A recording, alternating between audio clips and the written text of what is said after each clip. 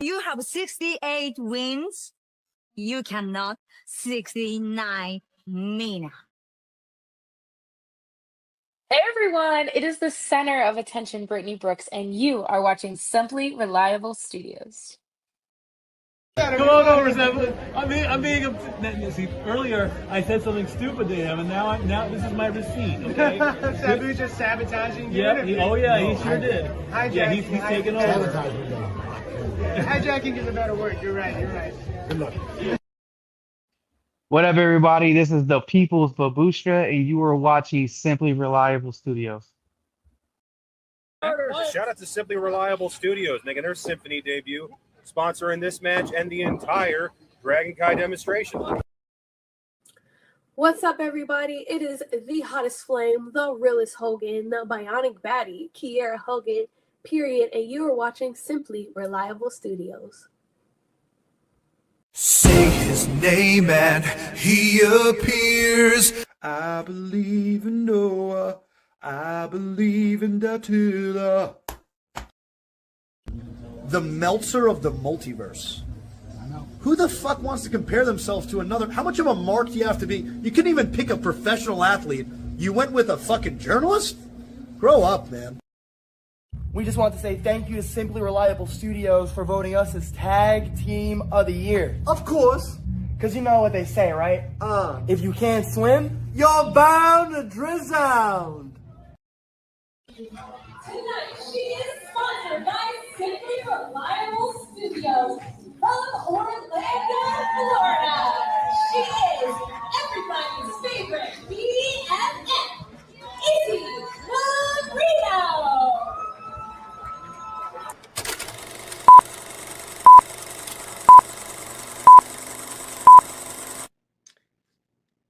Heyo, this is Jack Cartwheel. You are watching Simply Reliable Studios. Get it? Got it.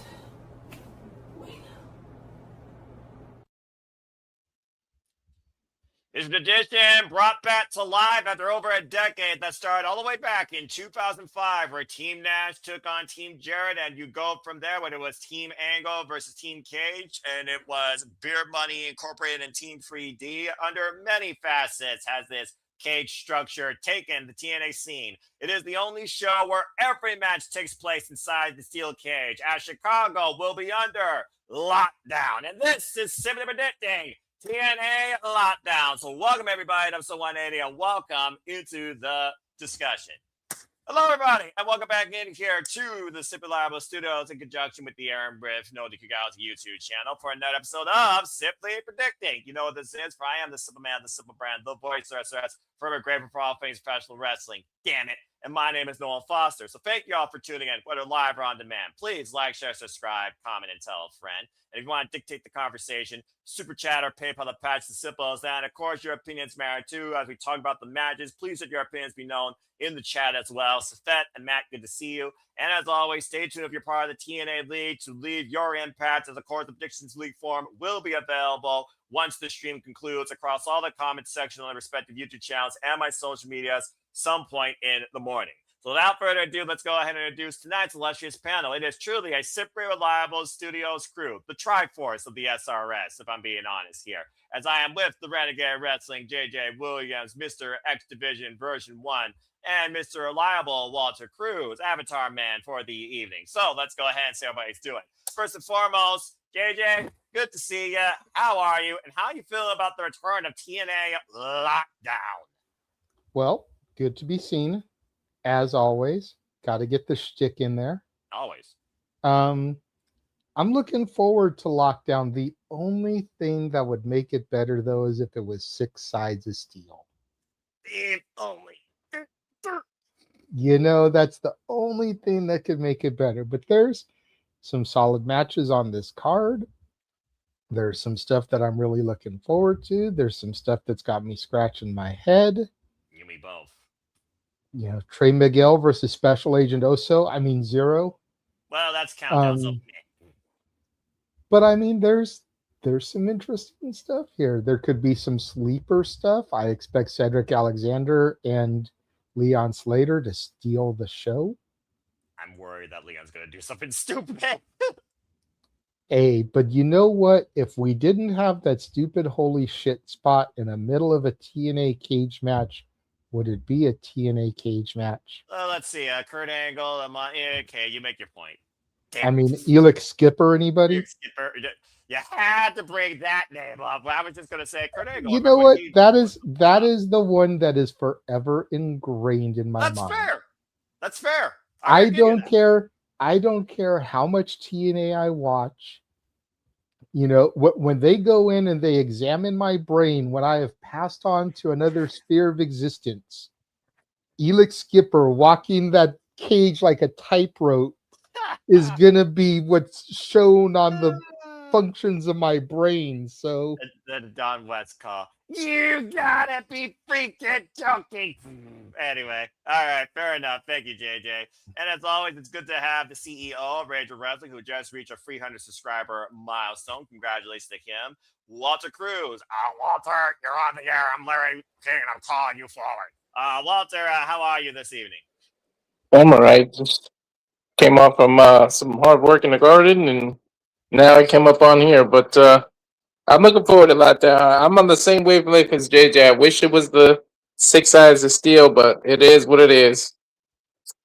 Yeah, limitations in the modern era where you try and bring back tradition to most of a degree, but you still haven't fully brought it back to where it was back at its most glory. And the thing, we used to have also lethal lockdown matches at Bound for Glory. I remember, I think it was Fortune. Y'all remember that faction, Fortune? Versus I think it was like a DCW like reunion team. I'm trying to remember the exact. I'm gonna have to look at my notes here, but anyway, we'll talk more about that later. Because of course that's gonna be the main event because that's the name of the freaking show. That's the namesake of it. Dang it! But anyway, without further ado, like actually, I believe I heard Nick Nemeth say on WWE Radio this week that the Hardys and the Nemeths is the main event. Lame. But anyway, I'll talk more about that later. But who cares? This is my show. I'm booking it, dang it. And again, in my opinion, lethal lockdown is the reason that... I mean, anything can change, but that's what I heard this week. So take it with what it's worth. I mean, in fairness, lethal lockdown, but can you really see Casey Navarro, you know, and some of the people on that team in the main event? Like, take a chance, JJ. You ever heard of that concept? I'm just saying. I've got nothing against Casey Navarro. Got nothing against anybody in that match, if I'm being 100. But you think about the star power and some of these other matches, and I just can't see that match being the main event. Well, anyway, we'll talk more about that later, and that will be the main event, because at the end of the day, there's one thing that goes on longer than friggin' Hardys and the Nemeth, and actually has more of an invest, even if it's an annoying invest to me, and that is, can you beat the system? I think the system has had less versions than the Bloodline. Maybe that's why I can tolerate it more. Sorry, did I say that out loud? Anyway, without further ado, Simply Reliable Studios community, Sleepy Addicting community, professional wrestling fans, TNA faithful, and all others in between and indifferent. Let's get right into it. So again, this is a TNA lockdown. It will come to us from Chi-Town this weekend, and we will be covering it here across the Simply Reliable Studios. So stay tuned for our, of course, alternative commentary coverage, live watchable event. And I believe, of course, as tradition, we usually go about half an hour before the actual main cards. Of course, our predictions, leaks, and our outlook always focuses on main card content, which is why the countdown. Trey, kick his ass. Shout out to the 419. Good to see my rascal back in action. And the Righteous, they're still figuring stuff out. So let's go ahead and kick things off with what I believe is going to be the curtain jerker, because I don't even know if it's going to be a tag match player in a non-existent tag team division. But before we get there, sounds like a Canadian decided to cross the border, not named Scott D'Amore, but let's see what he actually brings if he's on his best behavior. And if you already try and kill that gimmick, I'm taking you off the stream immediately. Please welcome in the king of all foods, Nick Belief. Nick, how are you this evening? How are you feeling about TNA lockdown? Joe Hendry. Asshole. Say his name and he appears. I believe in Joe Hendry. All right, now that we got that one time, you get one, bruv. Two things I never got a chance to see to be dictating. Totally just kills the gimmick for Walter and I throughout the show to like pretty much. try and work it in, Yep. organically. Yep. I thought he was actually going to come in here and offer something. You know as well as I do, he probably doesn't even know what half the TNA roster is, and almost the entire TNA roster is on this show. All right. Anyway, let's get back on track after that annoying interference. Speaking of interferences, there's no bigger interference on my life than the Elegance brand. So let's go ahead and talk about them, as hopefully this will be the only time I have to encourage and acknowledge them. Because the Elegance brand gets their rematch for the TNA Knockouts Tag Team Championships, the non-existent TNA Knockouts Tag Team Division, against Demon X Bunny. Hold that flop. Where's Rosemary?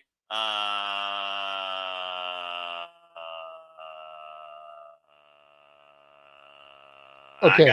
Well, while you're thinking, I have a legitimate question for you. Which female tag division is more non-existent, the Knockouts or the WWE? The Knockouts. You kidding me? Even I can acknowledge that. While they're makeshifting teams out of single star, there's at least 4 of them, and these are the only 2 that actually exist in TNA. At the end of the day, it's simple math. 4 is more than 2, so I'll give W that much credit, but that's still a low bar. That being said, Rosemary is somewhere gone and beyond in between the realms of reality and the undead realm. So apparently, Allie is going to have a different partner this weekend. I'm scared and I'm worried, and I feel like already there's going to be a reason I'm going to have to see my doctor sooner rather than later. Nonetheless, the Elegance brand with Pee Wee Herman reject that is making Paul Rubin roll in his grave get their chance at the TNA Knockouts Tag Team Championships. Again, it's rinse and repeat number. I lost count. Bottom line, though, this really comes off the fact that Demon X Bunny won the titles at Slammiversary, and, well, guess what? There's been no teams. They haven't defended them yet. But in the inaugural TNA Knockouts television tournament, one half of the Elegance brand, of course, beat Bunny, and the other half did beat the Demon. So I guess they kind of earned their chance here. And why one half of the Elegance brand in Maggie Lee, and I do care about Maggie Lee because I did follow her work in the independence scene, is also in the finals after their fallout with Indy Hartwell match and Elayna Black and Zaya Brookside brawling. We'll talk more about that later. And now the finals, for those that don't know, will take place, I imagine, this coming Thursday on Team ATV, will be Jada Stone versus M by Elegance to crown the inaugural TNA Knockouts Television Champion. In the meantime, Heather and M, still annoyed by that. They now have a chance to once again become the, 3, 4, I lost count. So with Rosemary gone from our screens in an obscene scene, who the hell is coming here to work with Allie? Somebody from Chicago, somebody from Canada, somebody from the past, the decay, maybe Jessica Havoc, Courtney Rush, Jessica. I have no idea what they have to expect, and I have little no interest in this, considering, again, what's the point? Where's the tag division? Can I just have Allie go after the TNA Knockouts World Championship? Just saying. Fever dream, maybe. Let's go around the horn and see what y'all think. As usual, here at Snippy Dit Team, due to the length of the card and the size of the panel, everyone will say their piece. But I feel like there isn't much more to say about this, considering what's the other tag team? ... To be randomly created. Jody Fred, Davey Forza, maybe. I think that would be just freaking awesome. All right, so first and foremost, I'll just start simply saying, I don't give a damn if I lose the point or not. Fuck the Elegance brand. Demon X Bunny or X Bunny, yay Allie. Bunny retains, or Lord help my blood pressure. I don't want to rant that early on a Sunday evening with pizza and my friend in the background. I'm just saying. But honestly, this should be the opener. And usually the TNA Knockouts Tag Team Championships are, if not Countdown. Sad, really. Bunny for the win. JJ, we'll go to you next, and then we'll go down to the other point of the Triforce here. What do you think of the non-existent tag division? Where in the realms is Rosemary? Not to spoof Carmen Sandiego, who, as far as I know, lives on planet Earth. Doesn't live beyond that, I guess. And as far as the Elegance brand goes, it's been the most consistent thing since, well, pretty much since TNA became almost not my TNA. What do you guys say regarding this match? Well, I'm going to make you happy because I do have Demon X Bunny for the win here. Okay, then. as far as who Allie's partner can be, Nick is mentioning Kylan Keene or Soo Yun in the chat. Ooh, Kylan King. Shout out to my King from Cleveland. I like that, actually. That's a good shout. But the person that immediately came to my mind, and maybe it makes sense, maybe it doesn't, but you mentioned how Rosemary is kind of in between realms right now. Yes. And there's somebody that we interviewed, a former TNA Knockouts tag champion, 2-time, I believe. And the last time we saw her, she was in the Undead Realm. I think I know where you're heading. So, could we see the return of the bionic baddie, Kiera Hogan, to potentially be Allie's partner, thereby freeing Rosemary up to be a singles, whether she wants to make a run at the Knockouts title or the TV title.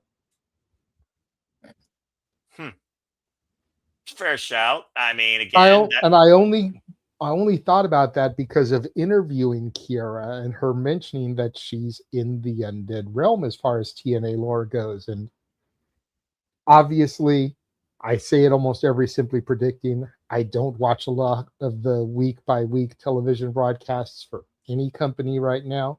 Same. So when you mentioned that she's kind of bouncing between realms, that immediately triggered Undead Realm Kiera Hogan to me. So I remember that but story. I've got Demon X Bunny because I could kind of see them pulling the trigger on M for the TV title. Yeah. I'd prefer if it was Heather, because as much as you love Maggie Lee, I love me some Heather Reckless. That's fair. I like them shorter and thicker, by That nature. explains the Via Hell connection. But I almost trolled you and had the Chase U backdrop, but I was like, no, this is TNA. I don't need to incite his, rage. He is already going to have to deal with it when I do my show graphic. I don't need to have it in his face the entire show. I already know you're going to do it for Heatwave, probably, if Via Hell's on the show or not. And I know that Probably that's so. a Simply Predicting probably next week, Tuesday, after NXT. But yeah, give me Demon X Bunny for this, and I will send the rest of my time over to the man who shares my brain, Mr. Reliable Walter Cruz. Go ahead, Walter. And I'll just add to the fact that this also came to the fact that the bunny went rabid, didn't bite their faces off, unfortunately, when she defended the TNA Knockouts Tag Team Championships in a handicap because Rosemary was, again, nowhere to be found. Ever since the loss to what I believe was either M or Heather, I don't know, one's taller, one's shorter. Ever since Rosemary lost the tournament, Rosemary has been gone. No one knows where she is. No one knows what's happening to her. I don't think the bunny even knows right now what shard or what realm the demon assassin right now is at. So that's really how this came about. And again, no other tag team. Walter, what you got to say about this? The floor is yours. Retention, Demon X, and then I don't know where you go from here, because is there anyone else in the damn division? Because I think the Elegance have literally had a title shot the last 5 pay-per-views. Either they were the champion or they challenged. Yeah, I think that's accurate. They've been a consistent, well, again, the size of the roster, let's just call it what it is.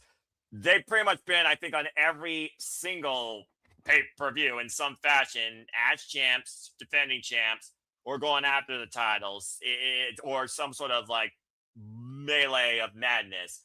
It is crazy to think about that.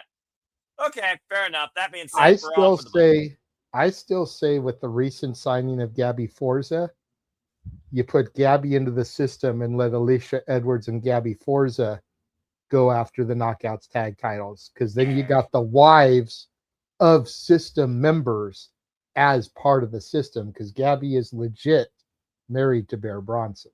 I don't want to see Gabby as a heel, especially with that Boston freaking. I love Gabby as a baby face too, but I feel like it would make sense to have I get her and that. Alisha as a tag team. I'd rather see her and Jody Fred though, because that just seems more fun. The Didn't Nomi and the Jody Wild just Child. leave? Did she? I think Jody left and asked for her release not that long ago. If Datilla was in the chat, she'd be able to verify. Safet probably knows better. Okay, who's the next person to go? Who's the next person going off the ship? Someone I tell me. think Victoria Crawford asked for her release. Or got by Charles is Sade. saying Thank you. There we go. Yep. And Charles, I did send you the link if you want to pop in and join us here. It's not too late. We're only one match in, but I want to say during this past month that I've been doing Uber, Jody left. So it's been somewhat recent. She left, you know, it was like Tessa, Victoria, Her name. Yep. Jody, like all of Sade. them. Yep. Mara. Yep. You know what? There's a reason why Maple Leaf Pro Wrestling has become my new Thursday favorite. And guess who's right now wrestling there for the MLP Women's Championship? Danny Luna. Does that name sound familiar? Anyway, you're not getting a TED Talk or rant on me tonight. At least not for free. Don't put me solo like that. All right. I thought we were about to get Noah going, man. I was like, dude, yes. As much in the bygone life, I used to take the glasses off and go full-on rant mode, tear shit into stuff without zero fucks. I'm on blood pressure medications now. It is 11:30 past whatever time, Eastern Standard Time. And I feel like I need to use my brain cells towards something more worthwhile in investing my time and my voice, especially with work in the morning. But thank you, Jay. And then Safet also said, yeah, Jody Thread did leave. Thank you, by the way, to everybody that's keeping me informed. Because, again, I don't scroll, I don't follow, and I can only keep up with so much when it comes to wrestling business bullshit versus real-life priorities. And I got to worry about plumbing. Honestly, most of these releases, well, we won't call them releases, but most of these, and especially when it comes to the TNA, but as far as people leaving, I've been being kept up to date by our own Pink Ranger, Datilla. Because I'm out working, driving a good chunk of the day, so she'll like shoot me a DM and be like, hey, so and so just asked for their release, everyone, you know. And then when I get a free moment, I'll see who it is. Like today it was announced Ilya Dragunov is not going to be re-signing and has asked for his release. TNA, WWE, I know, but yeah, the Mad Dragon Ilya Dragunov is leaving WWE.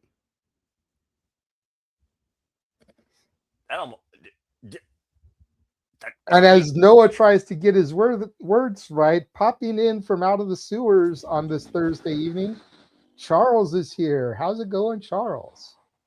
Doing good. Tired as hell, but you know. Okay. Join the quartet when it comes to tired. We'll get jackets and roll our names. I say it once, I'll say it again. WWE does not know what a good wrestler is or how to book them because you fucking over the former NXT. Nope. Breathe. Noah, I'm a do to you what you always do to me. Tranquilo. Wusa. Move on to the next match, good sir. WWE. I'm still pissed about they didn't do Ilya and Gunther on the main roster either, Noah. But we got to get over it. This news bit brought to you by Fago Firework. Moving right along. Don't get me started. You know what? That's fair. And as much as I would want to see an encore of that, I'm so damn fucking tired of an encore of this giant grumpy man baby and Charles' favorite person that he's the biggest roadie of. In what's being called the final encore, yep, they're doing it again. It's Elijah and Flop Dollar, AJ Francis, as I try and get things back on track with TNA. Fuck the Fed. All right, let's go ahead and talk about this. So, pretty much over the last few weeks, we've seen, of course, Moose and Elijah go up against the clown of TNA, Kaz, and the biggest court jester, and I do mean biggest, Flop Dollar. There's been tag management fallout, and the freaking Timu Slick guy got freaking bonked over the head with a guitar. That was the greatest thing that's happened over the last few weeks. And basically, Flop Dollar is being really sick and tired of Elijah, while Elijah looks to walk this way towards the TNA World Championship. But I guess before we get there, he has to really bury this guy once for all, or brand him for guitar once and for all. On tonight's episode of TNA Impact, in the main event, in an 8-man tag, as it was a preview to some stuff, everybody pretty much crushed Flop Dollar. And, of course, the babyface side was left standing with Jeff Hardy hitting the Swanton Bomb on AJ Francis. So the bottom line is this.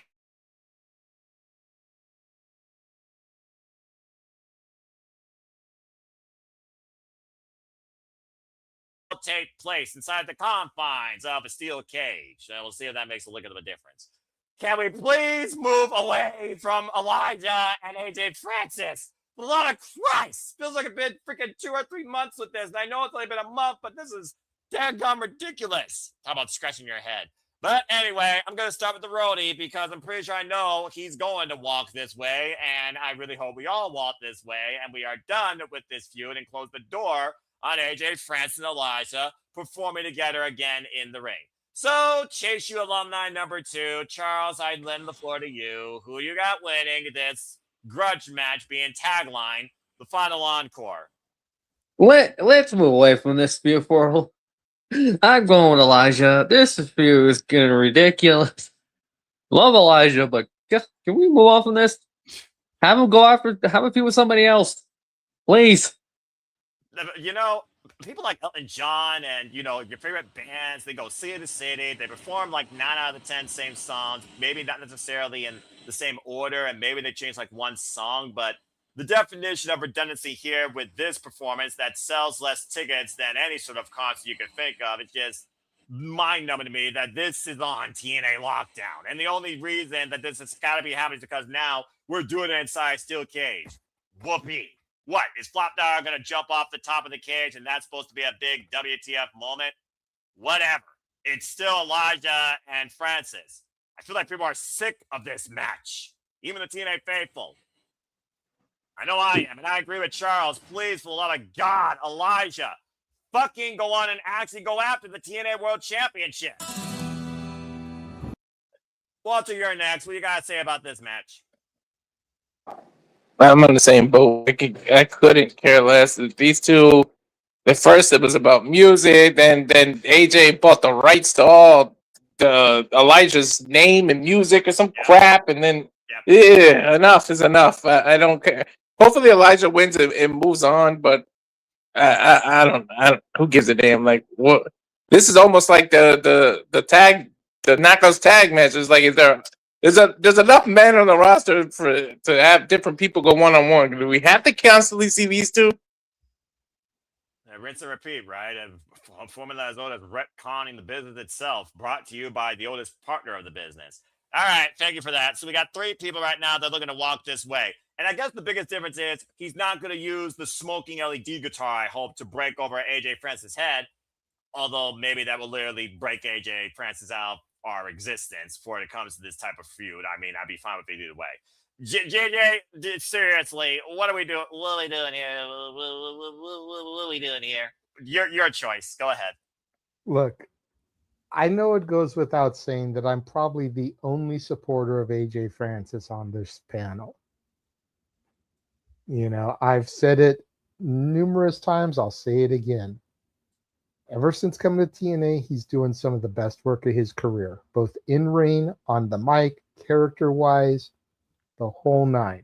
I give you that. He deserves respect on his name for what he's done since crossing the line to total nonstop action.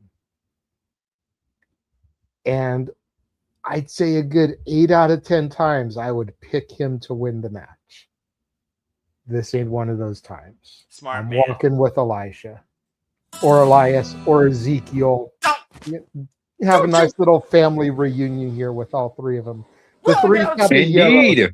That needs to be a music video. The 3 Caballeros, the old Disney song with Panchito, Jose, and Donald Duck, except it's Elias, Elijah, and Ezekiel doing it. Make it happen. Don't stop that! I agree with JJ. Oh, shut up, Charles! Fucking multiple faces of the freaking Ezekiel, Elijah, family, and freaking what the hell? That's crazier than anything I've heard of as of late in this ridiculous TNA. What? That's like trying to blink the lights out 3 times and have 3 faces of Elijah coming in brain AJ Francis over the head. That's overkill. Oh my gosh. And they're the same person. Ugh. It's like that Grande Americano thing that finally got proven. God, I hate. Anyway, Look, all right. look, I have seen Elias and Ezekiel in the same place at the same time. Agreed. Now, I will give you, I have not seen Elijah in the same place as Elias or Ezekiel. Oh my gosh. But I've seen Elias and Ezekiel in the same place at the same time. I'm gonna freaking do. However, Noah, the last time I made that claim about Chad Gable and El Grande Americano, I was proven to be wrong. And now he admits it. I can't admit it now because it was proven to be wrong. But I will, just like I said then, until somebody proves to me that it's the same person. I have seen Elias and Ezekiel in the same place at the same time. I'm gonna freaking film myself on this futon side by side in 2 different suits just to prove to you how this production works, where 2 men are the same damn person one of these days. Maybe That that'll would be the be next fucking hilarious. be the next Simple Man Yes. Reacts WrestleMania week. Stay tuned, 2027, folks. All right. Freaking PowerPoint, make sure everything's side by side in the line. All right, let's go ahead and move on from here. Walk this way and walk AJ away, or lock him away, or both. Okay, well, that being said, we go from one clown to who I deem the jester, and I can't wait to hear his introduction of one guy versus my introduction of the other, and see if the panel is split, unanimous, or a dynamic 3-1 or 1-3. And you know exactly, JJ, what I freaking mean. For the first time ever, 2 generational leaders of TNA wrestling, I'll give the man that much credit, will face each other one-on-one inside the steel cage to escape it. You're looking at that right. The only way to win this match is to escape the cage. It is, and I will start first. He is the face of the franchise. He has been TNA dedicated for the last decade, just celebrating his 10th anniversary in this company, turning down every other major promotion contract offering. He's been offered by everybody underneath the sun and then some. He is a 3-time TNA World Champion. Let me go ahead and say that again. 3-time TNA World Champion. A former X Division Champion. He is, of course, Moose. And he goes one-on-one for the first time ever with the man who is the king of TNA, the man who was at one time declared the future of the business. He is a former TNA World Heavyweight Champion, multiple time X Division Champion, Tag Team Champion, and Bad Influence.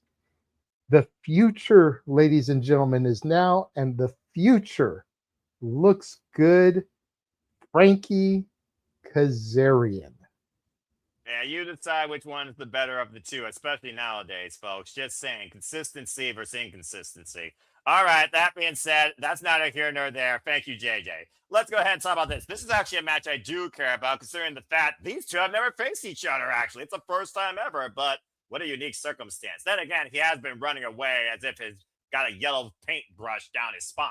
But nonetheless, this really picked up when, of course, Frank Kazarian had the King's speech shortly after Slammiversary. And his guest was Moose. As Moose, of course, talked about how he finally put away the system, beat them one by one systematically, including with the fact that it got personal when Eddie Edwards tried to instigate the family. That was a dumb move, bruv.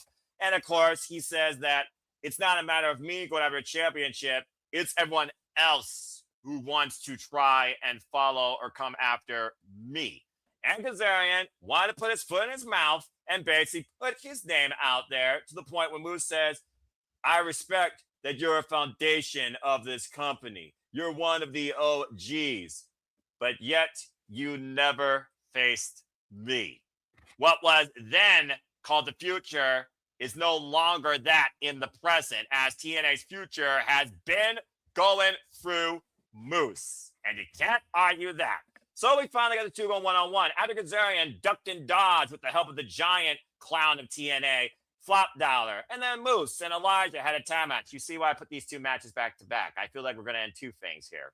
Or maybe one, definitely, hopefully. And now we finally found, basically, if y'all didn't watch TNA tonight, Moose had a great talk segment. It was the face of the franchise speech. And his special guests were the audience, the TNA faithful. And he had a nice Q&A where it was about a few things. Who's been Mr. TNA consecutively for the last 10 years? The answer was Moose. Who's going to kick Kazarian's ass this Sunday? The answer was Moose. And a bunch of other questions where Moose was basically the easiest answer and the easiest quiz you could pass with 100%. Out came Kazarian, who tried to instigate him and insulted, of course, the town, including Wawa. I guess that's a term for something that's famous for whatever city they're in. I don't know. And basically, again, a little bit of jaw-jacking, and then he basically called him a cheap bullying insult, and they feuded. So that was your go-home angle, just to put that in perspective. And then, like I said, the 8-man tag, neither man were involved in the decision. So the bottom line, in this first time ever singles encounter, where neither man has to pin or submit the other, who escapes the cage, who has the strategy to success, and who gets their ass kicked more? And is this a one-up, or do we go deeper? Let's go around the horn and see what y'all think. And I think it's only considering the fact that we just talked about Kazarian and Moose, I think it's only fitting that me and JJ start. So JJ, let's start with you. What is your outlook on Frank Kazarian feuding with Moose? Like, what is Kazarian to gain from this? And do you think Kazarian might be biting a little bit more than he can handle, considering we know what Moose has been doing consecutively? It is a fresh change of pace for both men. Neither one right now is concerning even anything regarding a championship. Well, okay, let's look at this here. If Frankie wins, he defeats a former 3-time world champion. Frankie's only held the belt once. Yeah. So you would figure that puts him in line for another title opportunity, right? Wow, I mean, yeah, sometimes. Moose has been a former X Division champion, but he was an X Division champion that no one expected as X Division champion. And I know it's not about weight limits, it's about no limits. The foundation of the X Division was built on. I love that part about it.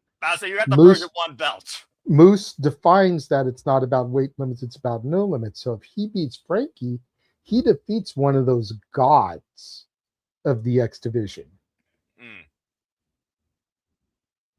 You know, I think the key for me here is escape the cage. Same. I'm like, huh? And it's like, so how do you book the finish here? If whoever is going to win by going over the top of the cage, that seems more tailor-made for Kazarian. Although you could also see Kazarian going out the front door and just kind of being a sarcastic little prick about it. I think that's a more realistic possibility now that I think about it. Whereas Moose, because of his size, because of his build, you don't really see Moose as the type of guy that's going to go over the top of the cage. No, he's 6'5". He's going to be the type that's going to walk out that front door.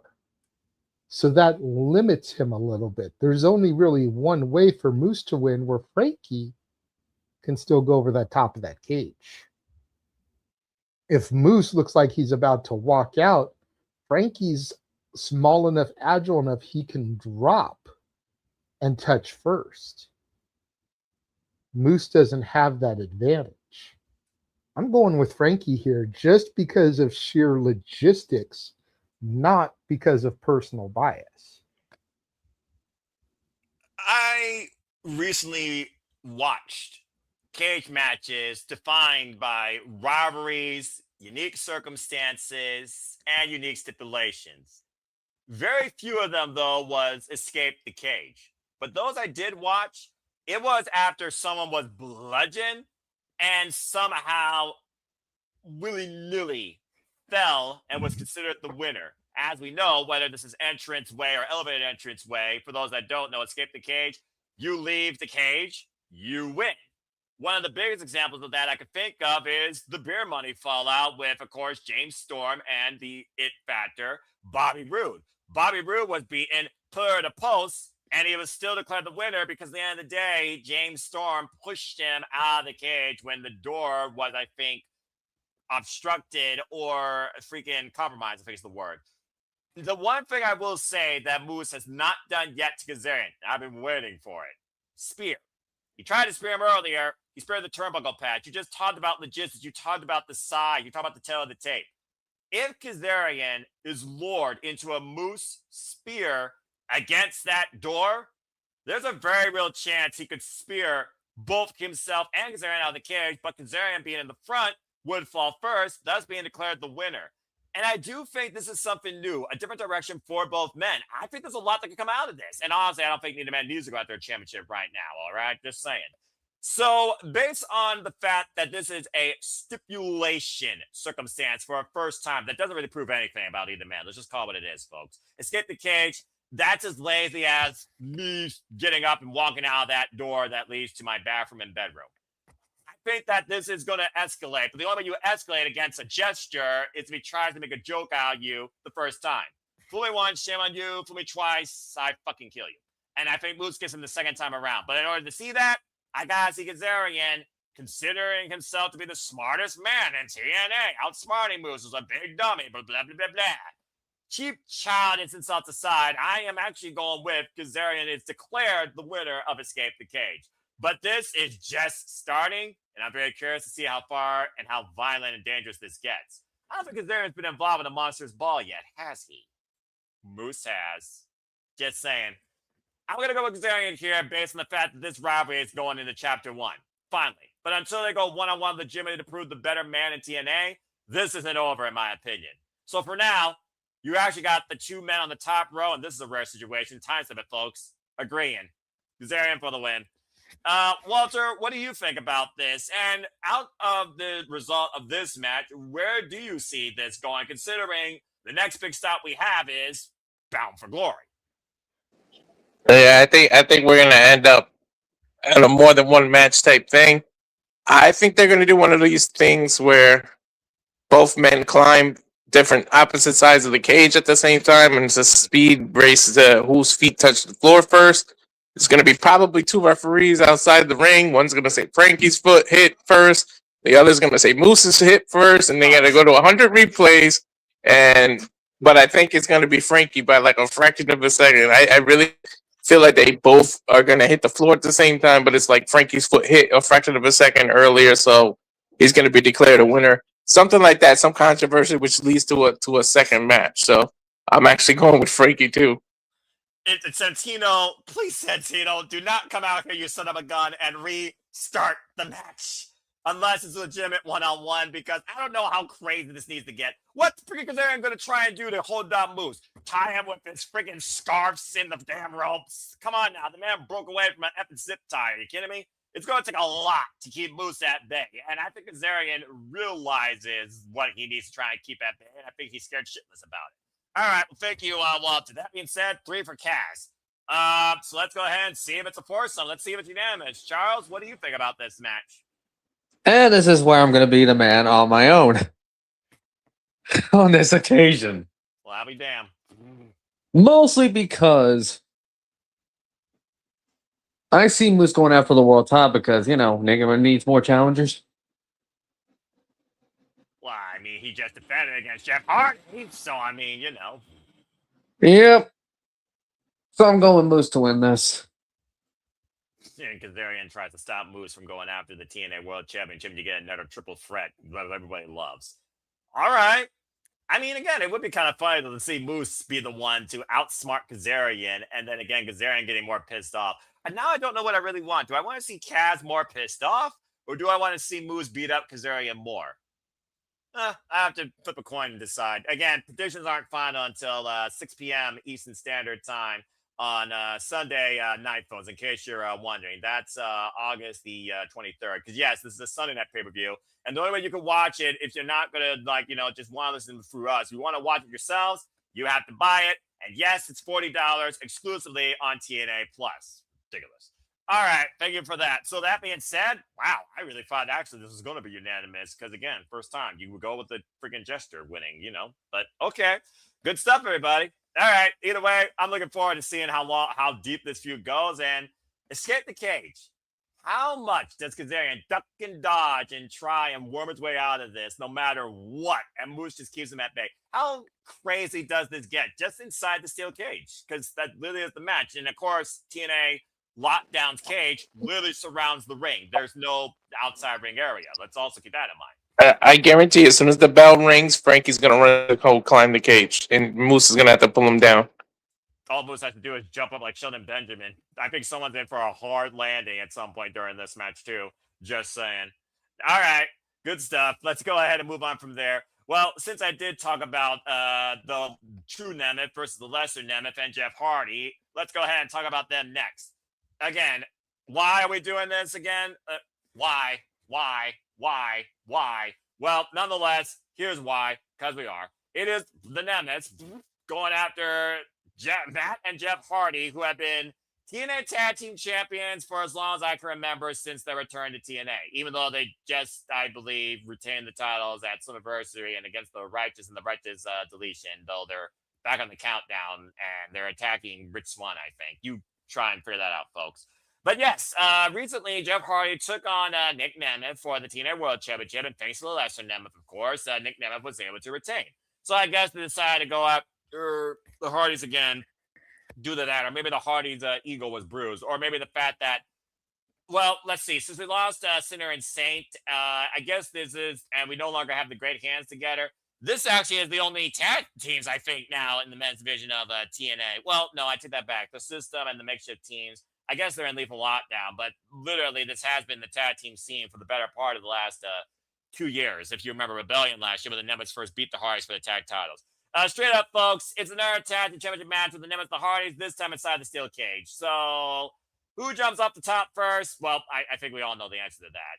Do we see the titles once again going to the Nemeths? Do we see Nick Nemeth becoming a double champion, holding the TNA World Championship and the TNA Tag Team Championships? Let's go around the horn and see what y'all think about this. And this time, I believe, Charles, we'll start with you. Are you still on the Hardys Infinity run, or does the Nemeths once again show off and tell the world just how spray tan, how good they are? Who you got leading with the TNA World Tag Team Championships? I see the Hardys retaining. That's pretty much the best way I see it. And also, I'm still not used to Jeff Hardy coming out to his old heel theme again. Like somebody's wrestling on his own. Yeah, again, continuity is a disconnect. But then again, TNA has always been an alternative for various reasons. But anyway, again, and of course, like I said, this is the last stop to Bound for Glory. So truly, I think it happened. And I did check TNA's website. Whatever. I guess it is the main event, but honestly, I don't care. I've seen the Hardys and the Nemeths main event enough shows in and out for the tag team titles. Kind of over it. Just saying. Kind of over it. Give a facelift for this freaking company if you can with whatever you got left. Maybe the lockdown will actually try and do that. All right. I'm going to go with you, though, as well. I do think the Hardys are going to win. I don't see any reason, one, for Ryan Nemeth. He's little bitty to have a tag title. And I definitely don't see any reason for Nick Nemeth to have both the men titles in TNA, the tag and the world. I think it's almost like grasping for straws unless the Hardys go back to WWE and this is like your panic button because I guess Nick Nemeth is more dedicated. So I'm going to go with the Hardys retaining as well. As far as what's next, do we need another ladder match this time at Bound for Glory? Do we need a gauntlet match? Do we need something extreme? Do we need double jeopardy? I really don't know. But I just don't see the Hardys losing. At least right now, considering I also want to point this out. This is their second defense of those tag team championships since they won them at Slammiversary. The first one was Righteous Deletion. Now we got this. See what I'm saying? Let's go around the horn and see what the rest of y'all think. Walter, go with you next on this. You got the Hardys or the Nemeths?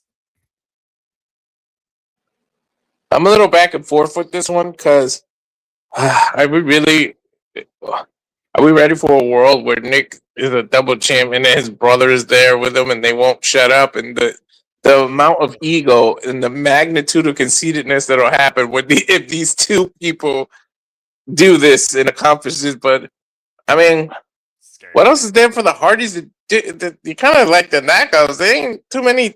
That's kind of why Jeff had a singles title match recently. It's like, where do we go? Like, what else do we do with them? So Here we go now. but it's been done already. The Nemeth have proven that they can beat them. But I don't know. I think a retention, and then I guess we can give it back to the Righteous, and then let them have the run, right? I mean, I was to get it for who knows. I don't even know that many tag teams in this division anymore. Like, I don't know where else the Hardys can go from here. They've literally done everything. But we'll see. I think they are going to retain simply because I don't want a world where Nick's a double champ and then I don't want to keep seeing his brother on my TV like that. Like, please, no. I'm okay with Nick. It's the little brother that I can't stand. I'll say it once, I'll say it again. He makes the secretary from Monsters Inc. sound like a saint. All right, and speaking of Disney, shout out to Jeff and Muddy from Meacham in the chat. Appreciate you too, brother. And again, life sometimes makes us forget literally what we did yesterday. I almost forgot that literally today, well, yesterday now, was Thursday. Now we are into Friday. So there you go. Appreciate you, bro. All right, that being said, it's 3 for the Hardys. So, JJ, let's see if you're the odd one out here. And I also do want to add, Jeff Hardy is currently dealing with lower back issues after his TNA World Championship match last week. He's not 100%, but he will be cleared to compete, much like he was cleared to compete in the main event on tonight's TNA Impact. And might I add, he was the one that got the win for his team with the Swanton Bomb that uses your back on Flop Dollar. So, again, they really haven't told much as far as who truly has momentum in these grudge matches. Let's call it what it is, because this is our first championship match of the night of 5 championship matches, which is kind of impressive. Well, second, but the other one I don't think even needs to happen.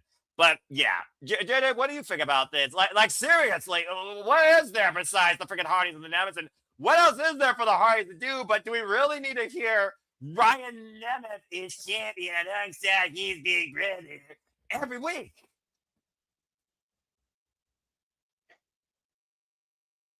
Well, I feel like it had to happen at some point. Oh, no. Damn it. Yeah, I'm using the Emmanuel card here. No, damn it. Damn it. I am going, as much as I love the Hardys, I am going for Ryan Nemeth and his big brother. Oh, bloody hell. JJ, you went. Because of what Walter said. Living in a world where Nick Nemeth is a double champion. I want you to think about this for a second, because again, I look at things sometimes from a business perspective, and I'm aware. The Hardys put asses into seats. I'm not going to argue that. I get that. But Nick Nemeth is part of WWE Radio. Oh. Sounds like the fix is already Nick Nemeth as a double champion, as part of the recently launched WWE Radio, or I should say recently rebranded WWE Radio, since that took effect earlier this month. Mm-hmm. I think that's big for marketing. You know, right now, in addition to the PLEs, you can get Raw, SmackDown, and NXT commentary on WWE Radio. I'm curious if it's been thought about at all, adding Evolve and Impact to that mix on Wednesdays and Thursdays. That way you've got Monday through Friday, almost the same time slot, because Impact comes on an hour later, but pretty much the same time slot, having commentary on the broadcast. But Nick Nemeth helping to drive WWE Radio right now as a double champion, I think I think there's something there for that. And the Hardys, I always look at Matt and Jeff and I wonder how long TNA has them for before they go back home. Because we know they're going to go back to WWE inevitably.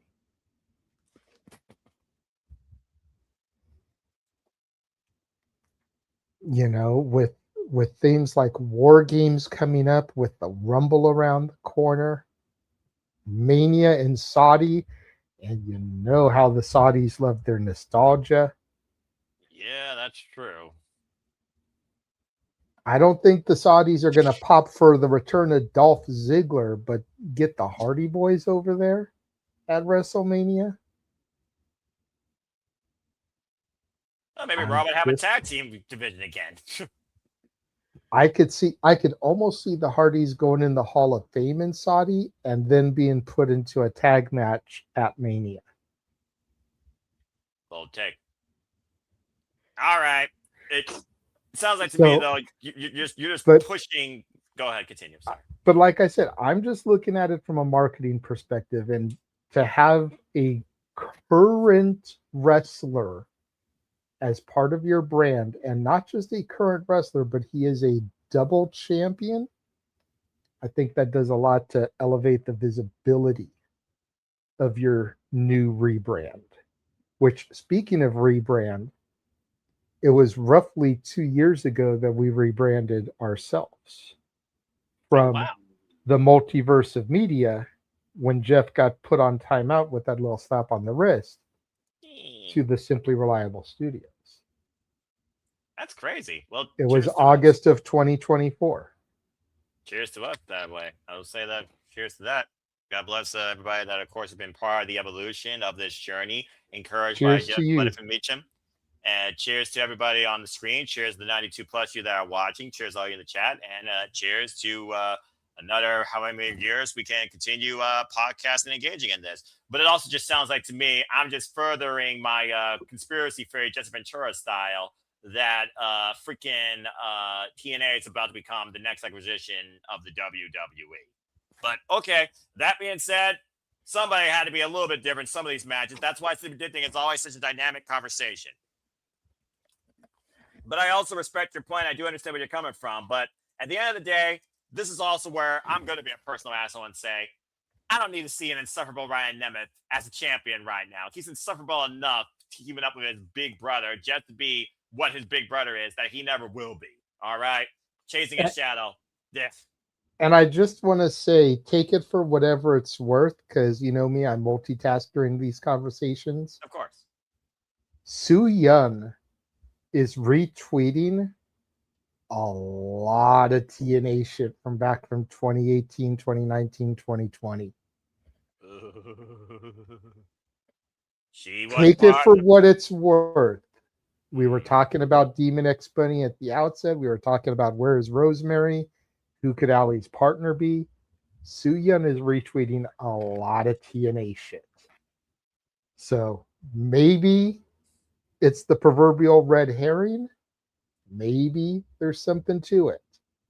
So just if it ends up being Su Yun, there's been little glimpses of it out there these last couple days. So Su Yun's the fucking reason that the bunny lost her fucking soul in the first place, and Rosemary was sent to the undead realm when she previously didn't have a damn life. I don't know if I trust that freaking undead bride at all. But as far as I know, she's still married with Swan. Well, which Swan is still in wrestling? Well, there you go. Your time has come. I was like, oh no. Then again, we are verging forward towards the month of stupidity spookiness. So, I mean, I guess anything's possible. All right. That being said, we got 3 for the Hardys and we got 1 Nemeth. But at least I could say he's like Nick versus freaking the other one. All right. Thank you, JJ. All right. Let's go ahead and move on from there to our next match. Is again, the rest of these matches outside Lethal Lockdown, they're all for championships. So speaking of championships, and what really surprised me, I'm so damn fucking happy they're taking a chance on somebody else. And with all due respect to you aspect of the great hands, you might want to just hold out for that hand, bruv. Because right now, the Order 4 is falling apart at the seams as Mustafa Ali is threatening and forcing and testing their loyalty. So then, Ali, do you still trust, or do we all want to believe in Hotch? Because Jason Hotch, who defeated Mustafa Ali for the TNA National Championship in I will admit, bang of a main event match recently on TNA television, must defend the title now against Mustafa Ali, who instigated this. And the way Ali instigated this was with family. And I'm not talking about the Order 4. When Jason Hotch won this title and celebrated with his lovely wife and this little girl, what a cute little family scene. And, of course, he went off to, of course, take care of TNA business.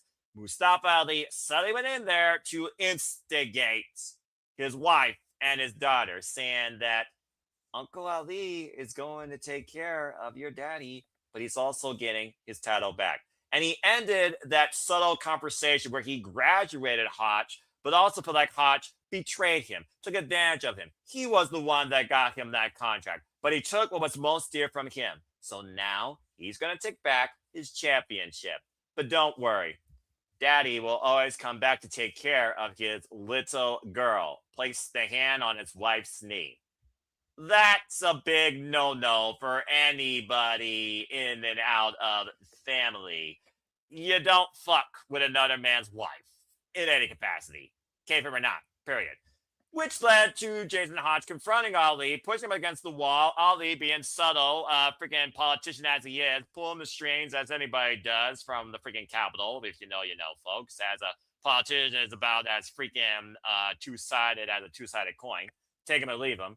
Basically, Ali's like, you want me? Hey, you don't put your hands on me until lockdown. You get me this Sunday for the TNA International Championship. So basically, Ali goaded Hotch in what was going to be inevitably his rematch into this Sunday and made it more personal. But it became even more personal when Skyler was trying to be the voice of reason. You know, JJ's had a great hand. And basically says, what are you doing? Basically, misunderstanding. A misunderstanding? You're fucking kidding me? And of course, we've also seen the fun with Tasha Steelz and the new Secretary of Strategic Operations, Mila Moore. So much so, Tasha Steelz cost Ali, technically, during that championship match when she took Ali's feet off the ropes and Mila Moore and Tasha Steelz brawled. That being said, we did see Jason Hotch, John Skyler. They did go one-on-one on the behest of Mustafa Ali, encouraged by Mila Moore. Tasha Steelz stuck to her stomach. And it ended with a subtle warning, thanks to Special Agent fuck you, now you got me doing it. Special Agent Zero. And basically, right now, it is all mental warfare on behalf of Mustafa Ali. So, that being said, he expects a pledge of loyalty from John Skyler and Tasha Steelz. And he got a bit of that this past night on TNA Impact. And as you can see, whether they're inside the ring or outside the cage, they will be in Mustafa Ali's corner. So, is the Order 4 still a united unit? In Ali, do they trust? Or are we finally seeing these people rise up? Anarchy, down with dictatorship. Does Tasha Steelz and John Skyler say, fuck you, Ali, buy Mila Moore, screw Agent Zero, and somehow align with Jason Hotch, and we have a new unit of Freedom Rebellers? And does Jason Hotch still leave the TNA International Champion? Let's go around the horn and see what y'all think about this. Walter, I'm going to start with you on this one. Jason Hotch just won this time. Mustafa Ali held it for quite a period of time. Also, Trey Miguel, by the way, folks, he just came back this past Thursday night on TNA Impact. And he also got the win for his team against the Order 4 and Mustafa Ali until Special Agent Zero came in post-match and tried to assault the man. Until, of course, Jada Stone came down for the save with a weapon. So, Walter, do you think Ali gets his title back? Was this just a fleeting moment and a waste of time, much like Sami Zayn and the cup of coffee championship run he had that he lost to Chicago, by the way? Oops, sorry. Or do you think that this is a new beginning, not just for Jason Hotch, but for maybe even John Skyler and Tasha Steelz? And we see Mustafa Ali go into his own different form of depression and rebellion against his former running partners of his campaign of propaganda. I think he just had this title. I think it's too early to lose it. He just literally won it. I don't know if they're gonna go as far as the whole Order 4 break up and everything, but Ali's gonna lose this one. I think. I think Josh Hodge does retain. I don't know what happens to Ali. Although in real life, there's been some controversy surrounding Ali. Something that happened a few days ago. So maybe that'll flip it in his favor if they politically just want to look good. But I don't think so. I think we get a retention. All right. Well, again, JJ, Ali already feels like he called himself the man of Jason's house and feels like Jason Hodge stabbed him in the back, and he demands loyalty now from everybody else. And clearly, especially Zero and Mila Moore are extremely loyal to Mustafa Ali. In fact, it was Mila Moore who kind of encouraged John Skyler to go into this one-on-one match. So again, we got a whole different form of an instigator here in this different press secretary. But I think really after Jason Hodge won this title, that told me a lot about the Order 4's future and how Order 4 might become an Order 3 sooner rather than later. How much longer does John Skyler and Tasha Steelz take the suppression? Is Jason Hodge a sign for hope, a new beginning, even at the risk of a contract, quote unquote? Because Tasha Steelz and John Skyler have basically done nothing except Sir Mustafa Ali, basically, since their latest tenure here in TNA Wrestling. It's kept them out of catering and kept them off the unemployment line, I guess. So what do you think about this? For me, though, I just think that this is a new beginning, taking a chance on somebody that's not maybe necessarily a mainstream name you think they could be a singles competitor. But I know very much what Jason Hodge is capable of, and I'm not just saying that because he's from my neck of the woods. Shout out to the 419, Toledo, Ohio. But I know you ad nauseum have trusted Mustafa Ali. You still trust him now? I do support still and trust Ali. I will always trust in Ali before I trust the system. Fair enough. But I go with Hotch here. You know, to Walter's point, Hotch just recently got it. How long have I been advocating for Hotch and Skyler? Granted, I wanted them to be tag champs, not singles champs, but how long have I been touting their greatness? How long have I been wanting to see something more from them? And now we're finally getting it on some level. Yes. So I don't want them to lose it right now. I don't want Hotch to lose his momentum. And I think that you have him retain here. And maybe you do a division of the Order 4 for a little bit. And maybe Ali ends up respecting them for standing on their own. A leader humbled. Hey, we've seen it before. Very rarely, but okay. I also just want to point this out here as you're going with Hotch to retain, but in Ali you still trust. As we left Impact, Charles, it was a mutual match between John Sky and Jason Hotch because, of course, their hands were being forced by Ali and Mila Moore. And they were having a great match till Mila Moore came down, instigated against John Skyler, and then Ali called security, aka his Secret Service, to beat the crap out of Jason Hotch to the point that, of course, Special Agent Zero led the attack, and Hotch was left out laying as Ali stood over his prone body. And, of course, Tasha Steelz, John Skyler, did nothing as Mila Moore celebrated this act executed to perfection. So, again, I think you already got your foreshadowing. That being said, Charles, right now, we have our own Order 4, and so far I'm not the Ali dictating you all with an iron fist. But I am curious if you all also stand unanimous in this. Are we all unanimous for Jason Hotch? You're the last one, Charles. Yes, we are. I do not see a title change because if they give the belt back to Ali, then what was the point of taking the belt off him in the first place? Yep, literally.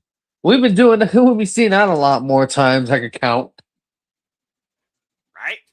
Yeah. And also, I do see the Order 4 eventually Ali going on his own at some point. Don't matter when, not if, but when. You know, maybe the Great Hands have a better chance of becoming TNA Tag Team Champions if not part of the Order 4 as actual baby faces versus heels. Just saying. Mm-hmm. Tasha Steelz, well, you can take that for what it's worth. I mean, she is a former TNA Knockouts World Champion, but that girl doesn't know how to control her attitude.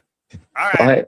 Well, we need more people for the television thing and also for the World House thing on the knockout side. So, I mean, they need more knockouts crew again. They got rid of 4, I think, in the last friggin' 2 weeks, and we just got 1 added in Gabby Forza. So, you know, Yep. it's just one of those things. Correction, they didn't get rid of the 4 asked for their release. Big difference. All right, I'll give you that. But that also tells a It's lot not about like they went in there and cut and, Okay. we have come to terms with such With and such such and and da such da. and We da, wish da, them da, best da. in their future endeavors. Okay. No. There's a huge difference between cut and ask for release. I'll give you that. I'll give you that. But that still also tells me a lot about this TNA locker room environment that's supposed to be a so-called family. All right. Well, that being said, everybody for Jason Hotch and Jason Hotch getting revenge on behalf of his family. And personally, I hope that his wife and daughter are at ringside to witness this and see Ali get his ass kicked. But this still should be a great match. And honestly, this could be match of the night because I know what Jason Hotch is capable of, and I know what Mustafa Ali has been capable of. Might I add, I just thought about this. Ali's from the Chicago area. Just saying. All right. Well, either way, this is definitely one of the top 3 matches I'm looking forward to. Good luck to both. All right. Well, that being said, Charles, I did see your hand, and thank you, by the way, to Private Messaging. What do you got to say real quick? yeah, I forgot. Yeah, Ali is from Chicago, so that could be an omen. We probably could get a title change. Chicago, anything could happen in Chicago. I'm just saying. Basically, no one back to back. Because there's But somebody we else. also have another match coming up in a little bit where one of the opponents is from Chicago. Ding, ding. That's true. Yep, and that'll be the semi-main because, again, I still want to hold the TNA Knockouts World Championship as the cornerstone of the wrestling business, especially since it's finally back in-house. Thank Christ. All right, well, that being said, before we get there, let's go ahead and talk about the other longest legacy of TNA wrestling and what has truly been called the alternative. You talked about it earlier, Mr. Version 1, and you're damn sure going to kick things off because it's time to talk about the title that truly is about no limits. But what limits are these 2 men willing to go to seize the title where one man wants to delete the other man from TNA X Division title history in one of the dumbest, weirdest, well, then again, this is TNA wrestling. They're known for both of those things. Weirdest stipulations, verbal and signed on a contract that I've ever heard of. Talk about erase a man from history. That is what the Prime and the system, Cedric Alexander, wants to do against Leon Slater. I kid you not. Regardless, it's a rematch for the TNA X Division Championship. This is the match where we're going to get the WTF moment. Calling it right now. All right, here we go. Bottom line, you all know the drill here. Cedric Alexander beat Leon Slater, thanks to the help of the system, of course, in a 2 out of 3 falls match, after they had a great gauntlet of matches. And, of course, the system shows us again why they run roughshod or the virus right now of TNA more than ever. Of course, we saw at Slammiversary and Ultimate X, Cedric Alexander, like a thief in the night, seizing the title from underneath and escaping with it, and has been refusing to let Leon Slater be anywhere near it. After a recent successful defense against Fabian Aichner, of all people, which was also very impressive, Leon Slater has literally gone back and forth, instigating and commanding Cedric Alexander to show exactly what merit of a champion you are. But all you've been showing me lately is that, if you face me, you're just going to be, once again, Leon Slater's bitch. So that instigates Slater to scream on the mic. I kid you not. Scream on the mic. And basically says, you want this? You got to put something on the line. What I want from you is I want you removed from history. Your second longest X Division Championship run means nothing. It never happened. You never beat Moose for the title. You didn't become the second longest champion just a day short of Austin Aries. You never did nothing. That's what I want. He wants basically to be no pedigree over him with Leon Slater at the forefront. But that being said, Leon Slater has also said that he wants to be the face of TNA. In order to do that, he has to go through former TNA World Champions. But it sounds like, first and foremost, with the fact we got Destiny X returning this fall, maybe the X Division title is the way to go once again. Plus, I think he's sick and tired of the system. I know we all are, especially him and Ricky Sosa. Bang, bang. We'll talk more about him later. Let's go around the horn and see what you all think. And do we have a brand new TNA X Division champion? Or what some of my friends have been talking about, is this a whole different level of petty from a competitor standpoint versus a company standpoint? Hopefully, where Cedric just wants Leon Slater removed from his life. And with everybody talking about, oh, Leon, he's probably due to go to the Fed, or we don't know what his contract's going to be. Blah, blah, blah, blah, blah, blah, blah. Could this be his last match? Just saying. Other food for thought that I've heard in and out of my friends in ATW and Sienna's Broad Squad. But let's go around the horn and see what y'all think. And JJ, version 1, X Division title holder, I'm going to start with you. The youngest in charge does once again become the youngest, now 2-time X Division champion, or does Cedric Alexander get his wish and remove him from the X Division Championship book's existence?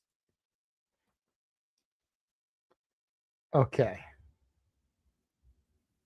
I think what this one comes down to, and you're going to hate me talking about this, but I think it's what it comes down to at the end of the day.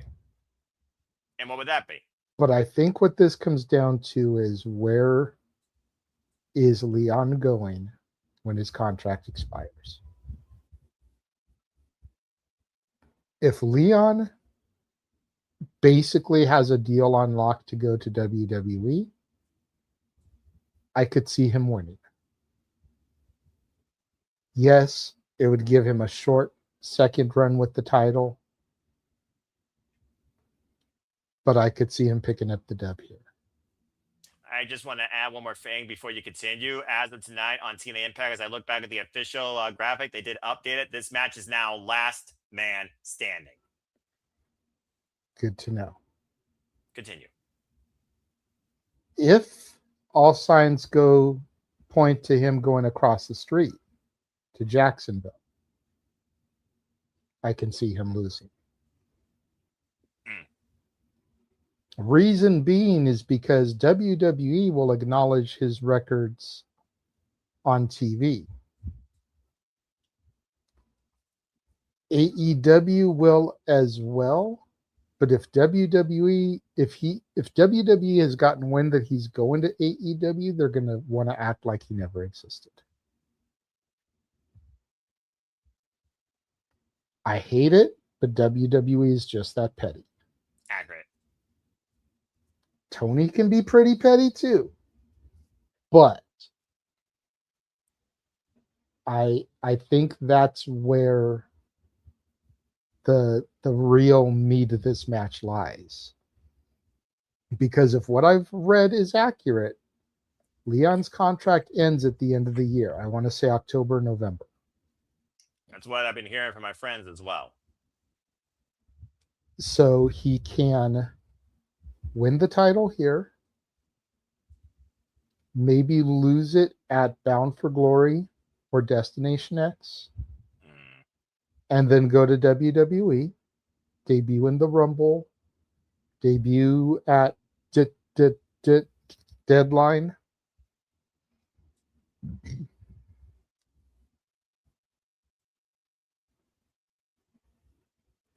Or he loses, is kept off of TV, and maybe he shows up at World's End or Full Gear in a way to try to diminish him. I personally still want to see him go to the Fed. I want to see him go to the E. Just because I think him and Javon Evans were getting started with something that could be very special, both as a team and a potential rivalry down the road. And WWE could use more tag teams. So them as a team going against the Usos, the Street Profits, a potentially realigned Lucha Brothers, which I still think this entire tournament to challenge Roman in Mexico City is going to lead to Penta and Roman and be used as a catalyst to get the Lucha Brothers back together. Wouldn't surprise me. Because it'll probably be Penta and Rey Fenix in the finals. And the Usos will probably get involved there at some point, either that match or the Roman match, and set up, the Lucha Brothers and the Usos. But I think there's some really special stuff for Leon and Javon to do over in WWE. I personally feel he'll get lost in the shuffle if he goes to AEW. There's less people in WWE that do the things Leon can do. There's a lot of people in AEW that can do the stuff Leon can do, which makes him less special. If that makes any sense. So I'm going to go with Leon here. Just in the belief that he's going to go to the WWE. They don't want to erase him from history. They want to be able to acknowledge him once he jumps over there. I mean, this could be the first domino of the system, once again, failing as a whole based on what we might be predicting here in our next match. But I do see what you mean with all that, and thank you for that look. That being said, he has a brand new X Division champion, and the Prime is left flat on his back as Leon Slater's last man standing with the gold. Thank you, JJ. Charles, let's go to you next. What do you think about this? I mean, again, we look at the long-term history of Cedric Alexander and Leon Slater. It's kind of been the X Division rivalry of 2026, ever since Cedric pretty much crossed the line and joined the system. But again, is this their last encounter? Is this their final encore, their last stand, especially with it being last man standing, pun intended? Who you got leading with the X Division Championship? Two things. One, geez, no, it's like TNA not allowing anybody to break Austin Aries' record at this point. Like, bloody hell. Am I wrong? Leo, Pissed me off that they didn't let him do it.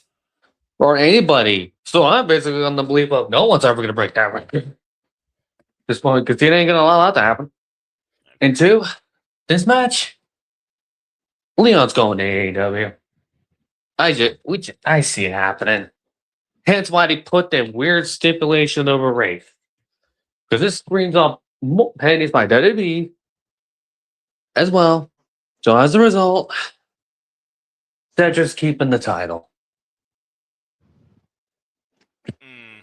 Raise their record from history and pretty much go, guess what happens if you're not joining the other company.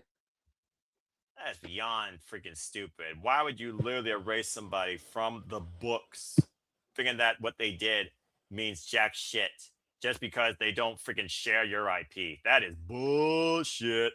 But okay. That being said, you got Cedric, you got Leon. It is split half and half. Walter, let's go to you next here. Where do you stand with this? I'll let you break the tie for now with the other two. Do you got Cedric Alexander somehow lead with the champ? Keep in mind, we know the system is going to be busy the rest of the night, considering the rest of the system is involved, including Alisha Edwards, in Lethal Lockdown.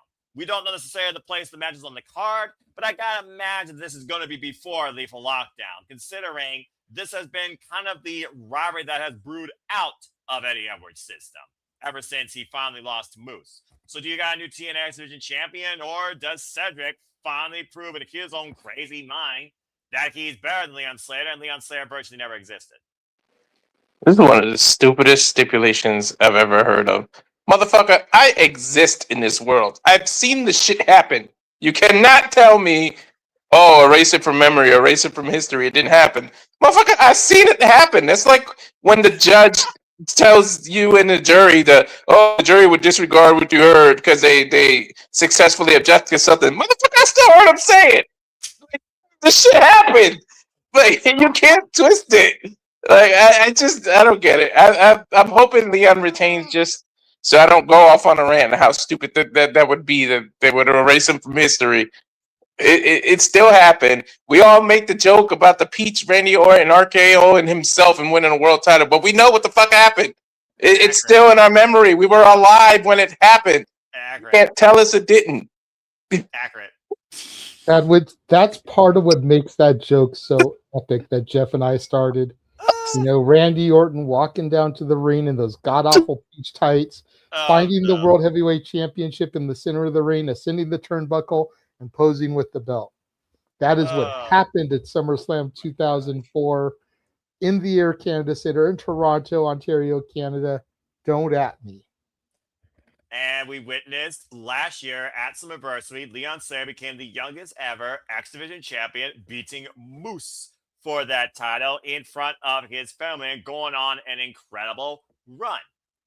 In fact, he took the damn title to freaking Not My NXT, where the magic started with him and Jay Vaughn, till they fucked it up and Bound for Glory. The less we talk about that, though, the better. There is some stuff left forgotten, or better off forgotten, because I'm not trying to rant, just saying. But I love the fact that Walter just went straight up, fucked up on this freaking thing. That was awesome. Oh, that was great. Anyway, Charles, I did see your hand, and I'm also going to say this right now. If you really wanted to prove to me that this stipulation had merit, they should have Carlos Silva and his skinny ass with the book at ringside, ready to cross it out with a magical Sharpie if Cedric Alexander actually wins, or I ain't believing a damn single sentence of this bullshit. There's gotta be a probably a loophole here, not even done by Mark Sterling, in some way that Leon Slater's run and history is not forgotten if somehow Cedric leaves the title. And the reason I say somehow is because I don't believe it's happening. I think Leon Slater is going to retain. And the bigger reason I think that's going to happen is because I believe that he's more dedicated, I pray that he is, because we need people more dedicated to this fucking place, to TNA. I think he's the guy to bring the milestones and the history to TNA Wrestling. I want to see this man become one of the youngest ever, if not the youngest ever, TNA World Champion. There, I said it. And you know what's coming up this fall, JJ, that they decided to also bring back? Destination X. You want to remember what that show's known for? I think that's also known to be the show when Austin Aries won the fucking TNA World Championship from all people, Bobby Roode.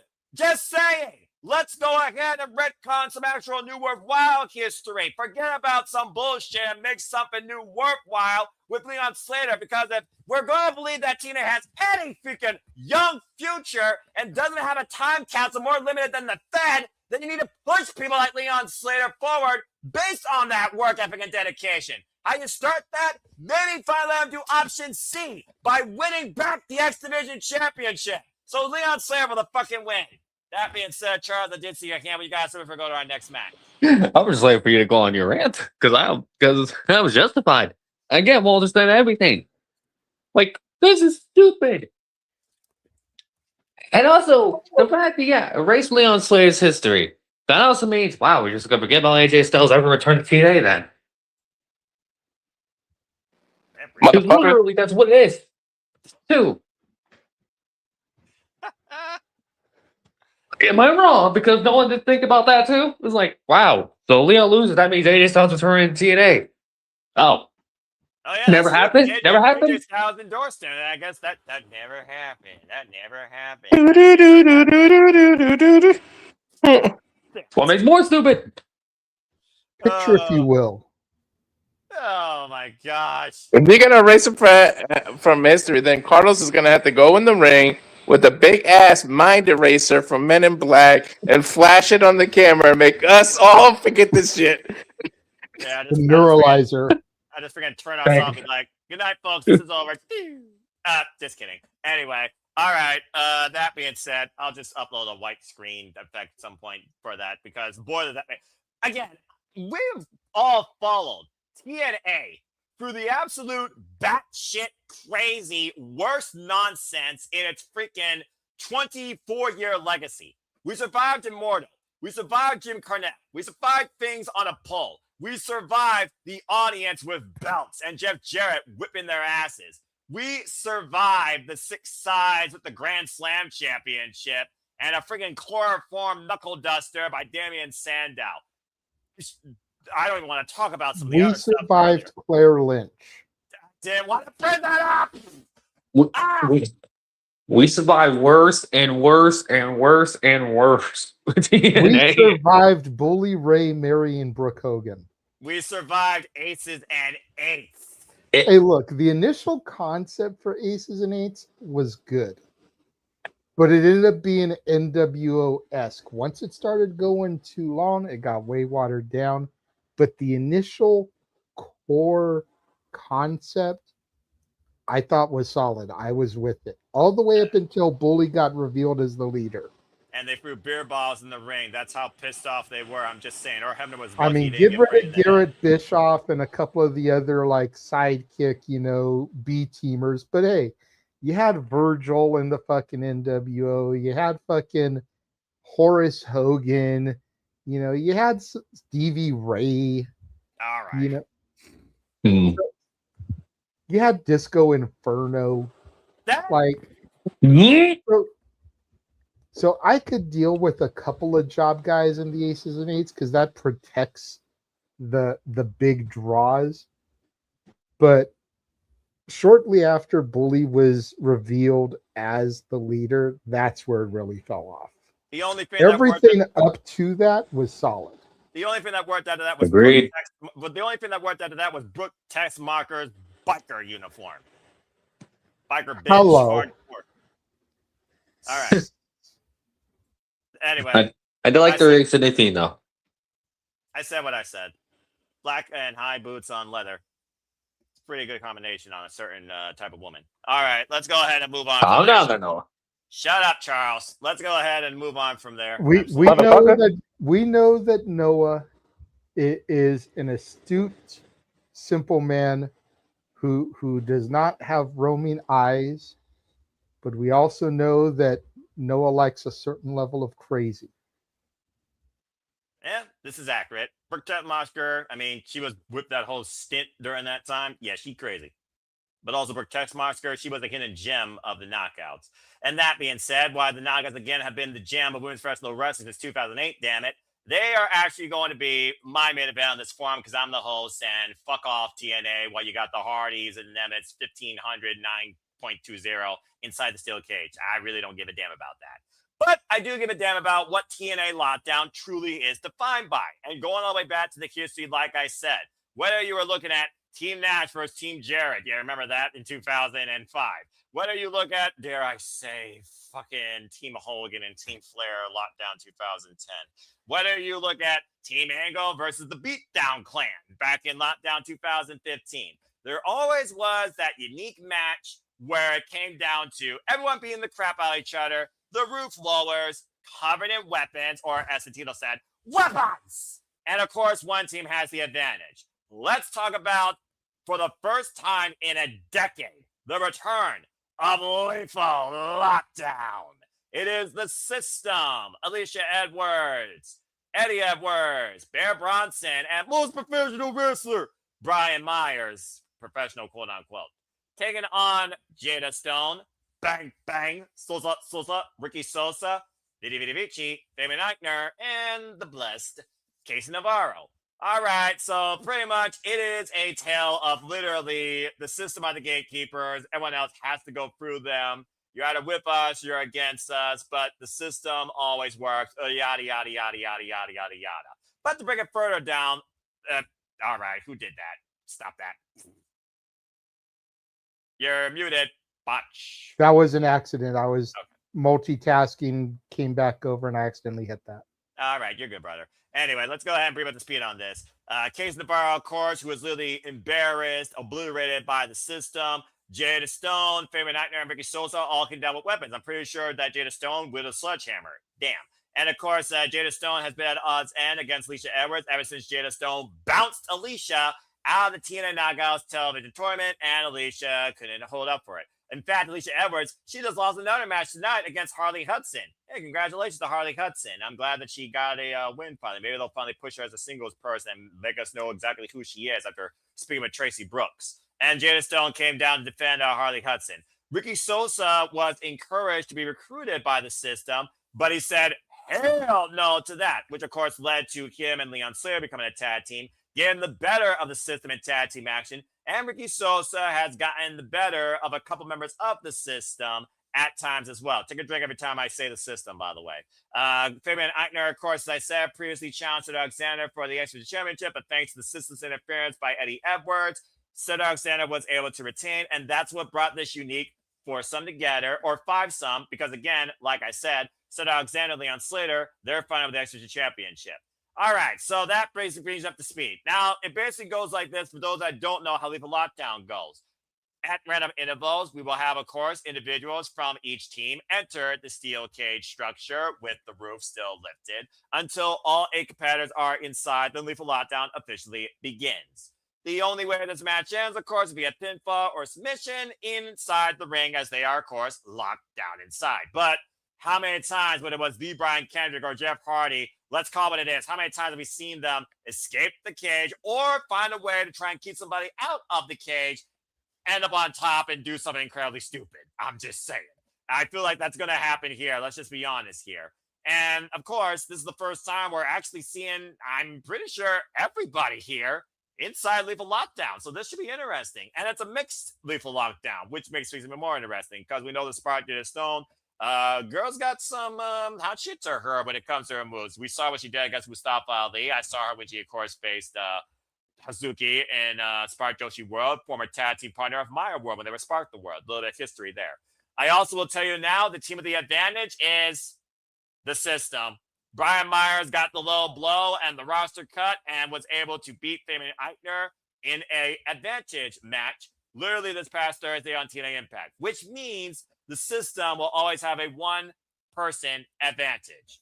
So the bottom line, does the system fail inside Lethal Lockdown, or does the system work? And do these 4 potential upstarts of TNA's future fall apart before their future even begins? Let's go around the horn and see what y'all think about this. We will start things off this time with Charles. Charles, what do you think about Lethal Lockdown? Do you got the system winning, or do you have Team TNA winning? Well, also, I have to say Eddie Edwards has been in lockdown more than once. Oh, yeah, Eddie Edwards is the one person. You're right. So he's the only exception to the rule here. He was involved, of course, part of Team TNA versus Team Global Force Wrestling. Which I think also Brian Myers couldn't have been part of that. I got him. Yep, you're right. He was Team GFW. So basically, there you go. So that's only 2 members of the experienced people in this match. Really, that's good, man. But still, two members with experience. And that Lethal Lockdown, by the way, took place on TNA television. What does that tell you? Yeah, on the time where no one probably wouldn't be able to see it. Well, it was on Destination America, it was on Pop, or it was on Twitch, or it was on... Shall I go on? Continue. Yeah, it's fair. But I expect the Faces to win this. Right. It's simple enough, straight to the point. But at least now, this is actually a proper Lethal Lockdown match, unlike that weird nonsense of Team NXT versus TNA, which pretty much almost the same match, minus the roof. I was about to say there's a reason I forgot about that. All right, thank you. All right, so that being said, you got Team TNA winning. Damn straight. I feel like, JJ, in mostly the lockdown situations, you gotta go with the baby faces for 1 or 2 reasons. One, the heels usually have the advantage, and usually they try and take somebody out or lock somebody out after the fact. And 2, it feels like Lethal Lockdown is a blow-off to a feud. Now, whether or not it actually means something going forward for the victors versus the victims, that remains to be seen. But more often than not, Lethal Lockdown, that's pretty much a babyface endgame in victory. So that being said, does that philosophy follow here? Why the system is more of a concrete unit, even though this version of the system's only been around since January, and we literally have 4 upstarts inside this for the first time ever. I feel like here, if they're not taking the chance with Jada Stone, Fabian Aichner, Ricky Sosa, and Casey Navarro, what are we doing? We're just throwing more people into the system just because we have them? There's got to be a point to this, right? Agreed. Question for you. That's the answer. Has Fabian Aichner ever been in War Games? No. Because this is essentially TNA's War Games. And I know for a while War Games was NXT, so I didn't know if maybe Imperium got involved in War Games at a point. No, but I kind of wish I saw Imperium vs. Undisputed Era in War Games, but Worlds Collide, I still go back and watch that match. But no. Okay, because if he had been, then you could kind of count that as experience also. I was thinking about that when I was doing my notes, but I was like, wait a minute, have they been? Nope. Anyway. I'm with you here as far as the baby faces tend to win these matches. Again, you can kind of look at the same thing with War Games. Yeah. You know, you go back in the old Crockett era, it was always Team Babyface versus the Horsemen. And traditionally, the Babyfaces got their victory, their comeuppance on the Horsemen. The Horsemen finally tasted defeat in the War Games matches. Fortune won one of these War Games matches. Just saying. So I've got the Babyface team, Team TNA here, but I am going to say for whoever's on commentary along with you, which I don't know, you may be Joey Styles in it, but Won't be the first time, won't be the last. keep your eyes on the deathmatch berserker Bear Bronson. I think he's going to be the show stealer in this match. I can definitely you look at some of the shit that he does in the death matches in GCW. Be on the lookout for the deathmatch berserker here. I think Bear's going to look to shine. I can imagine what weapons are going to be used on behalf of the system, and I'm just going to call them what it is: Team TNA Next Generation. So I don't even know what you call this. Like, if this was the main event, I would say look for the cage to be destroyed. But considering this isn't going to be the main event, got to leave the cage intact. But I could definitely see like Bronson and somebody destroying the door, some kind of. But watch Bear Bronson. I think he's going to be the show stealer here. It moves. Maybe him and KC Navarro, because I feel like KC has really been out to prove something since returning from his injury. Yeah. And after, separating from Nick Nemeth, I mean, again, he's truly on his own. But yeah, I get that. And it's also one of those things. If Moose doesn't drive Kazarian for the cage door, calling it now. Bear Bronson drives somebody for that cage door. Someone's going for that cage door. I'm expecting this cage to get wrecked, at least during one of these two matches. And more likely, this match would make sense because the system are going to have a plan to try and make sure they keep the advantage or keep the beatdown going. Because again, until all 8 participants are involved, Lethal Lockdown does not officially begin and no decision can be rendered.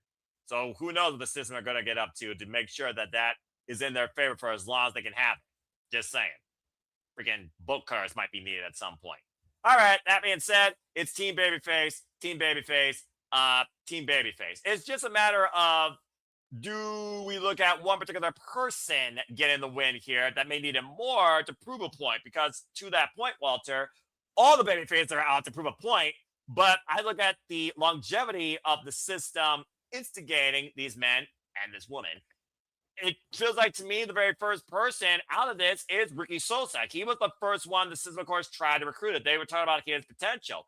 And I think this could be a huge moment for Ricky Sosa, much like Leon Slater earlier. So I almost feel like Ricky Sosa should get the win, much like he got the win last week, I think.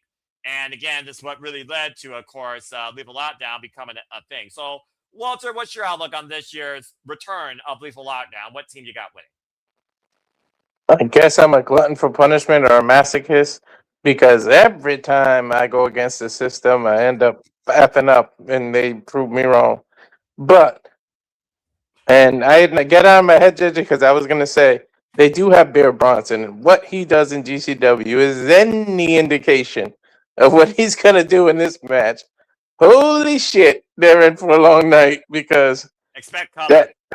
That dude's a beast in death matches or anything with a weapon. That's like when Batman puts Joker in an insane asylum. You just put him in home.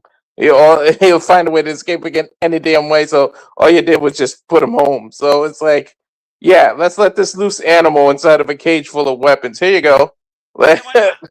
Yeah, but no, I think Team Babyfaces win Team TNA, and yep, I was gonna say it. No, that it's Ricky Sosa's to shine on that side. I think it's gonna be about him and proving why the system wanted him to join in the first place. All right, well, there you go. That being said, the 4 of us are unanimous with Team TNA being the system. The system fails again. Charles, you have something you want to say real quick before we get to what I booked into our main event? Yeah, I was gonna say Bear Bronson is gonna be the most terrifying person in this entire match just because there's no rules. And Some I of it can, has to be. It's Lethal Lockdown. I'm expecting it to be barbaric. Come on now. but I can back JJ and Walter every point when it comes to Bronson. Yeah, this is going to get very ugly and about to be terrifying, but also going to be great at the same time. And that's also mostly because I love the violent, crazy stuff. Well, considering I watch Freedoms in New Japan and I watch Blood and Guts, legitimate Blood and Guts, enclosed steel cage, freaking multi-person melee where human flesh off men and women fall off the damn body. Say it right, Noah. Oh, excuse me. Blood and Guts! Thank you, JJ. So, I mean, I do understand what you're saying.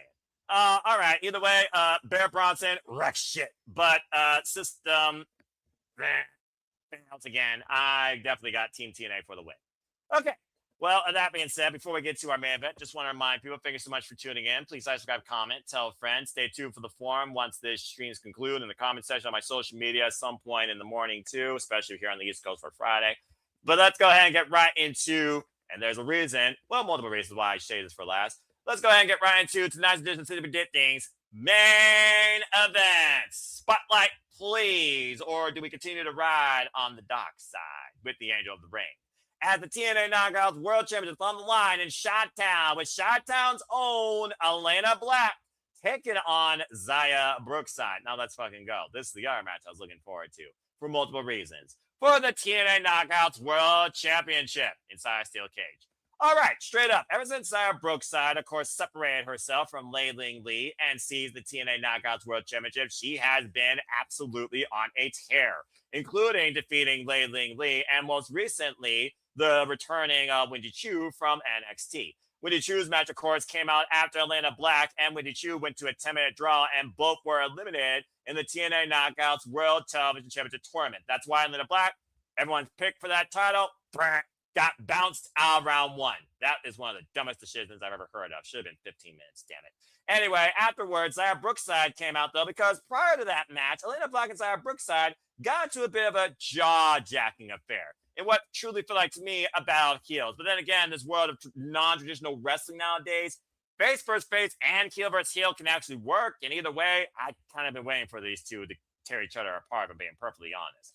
But nonetheless, right now, after the mutual respect shown to Wendy Chu and coming to Wendy Chu's aid after that little stunt last week, following that championship match that Xia Brookside had with Wendy Chu, and these two have already been brawling with one another, and we're in Chi-Town, it does feel like Elayna Black is the babyface in this situation. Kind of bizarre to say that, considering the Elayna Black character that we all know. And I'm not just talking about TNA. If you know, you know, folks. Nonetheless, there was a sit-down segment here where Elayna Black said there will be no more fun and games when it comes to this title and this match. Brookside calling out Elayna, of course. Elayna, though, ready for her match lockdown. Of course, Elayna was the first signed knockout on the business of the suit, Daria Ray. And Brookside's confident in becoming that, if she's not already, the greatest TNA Knockouts World Champion of all time and will walk with the title. With two successful defenses already with the TNA Knockouts World Championship and this one goal that Elayna Black's been looking for since being signed to TNA back in January at the expense of others, including not limited to Indy Hartwell, just saying. And Indy Hartwell, by the way, has also bounced out of the tournament thanks to Xia Brookside and Elayna Black's shenanigans of brawling that caused interference in favor of the Elegance brand. Damn it. That led to M by Elegance making it to the finals.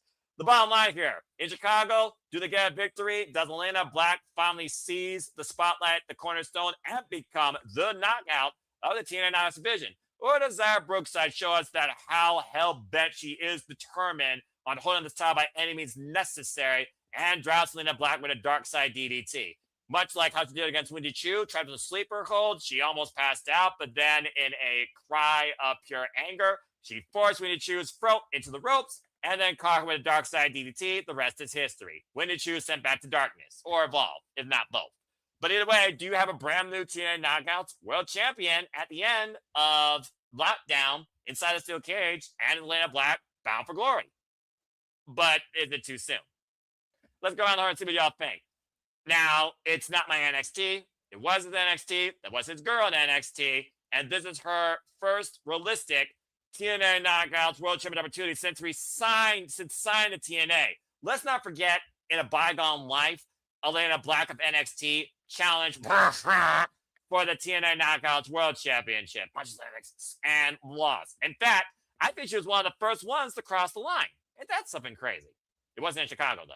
But that being said, hi, JJ. JJ, what do you think about this? Is this Elayna Black's time? Is this maybe the prototypical chance to see her as a baby face for the first time since the fall with her and Roxanne Perez in the Rainbow Bright shit era of NXT?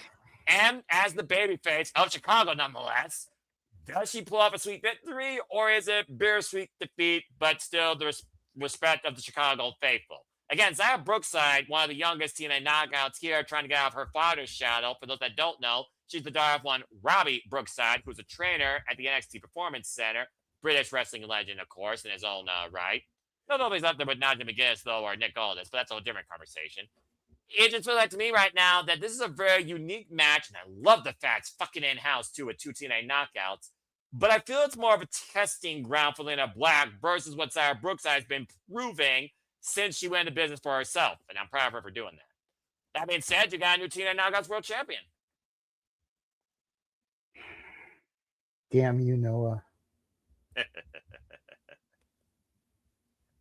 Okay, so I have been a huge advocate of getting this belt onto Zaya. Same.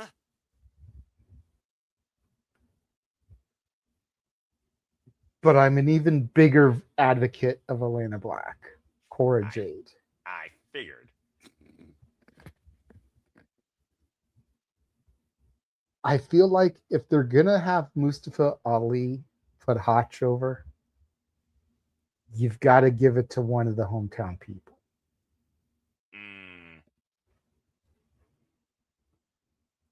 And I feel like the international title is still kind of getting established. It hasn't been around that long. It hasn't had that many champions yet. 16 months to be exact. And what, like 4 champs? 5 champs? That is correct. So, like, you don't want to start hot potatoing yet. The Knockouts title has been around for damn near 20 years. Correct. I feel like you can hot potato this one a little bit more and really kind of build a big rivalry out of this, because at the end of the day, these are 2 of the young guns, the young lionesses, if you will. That's right.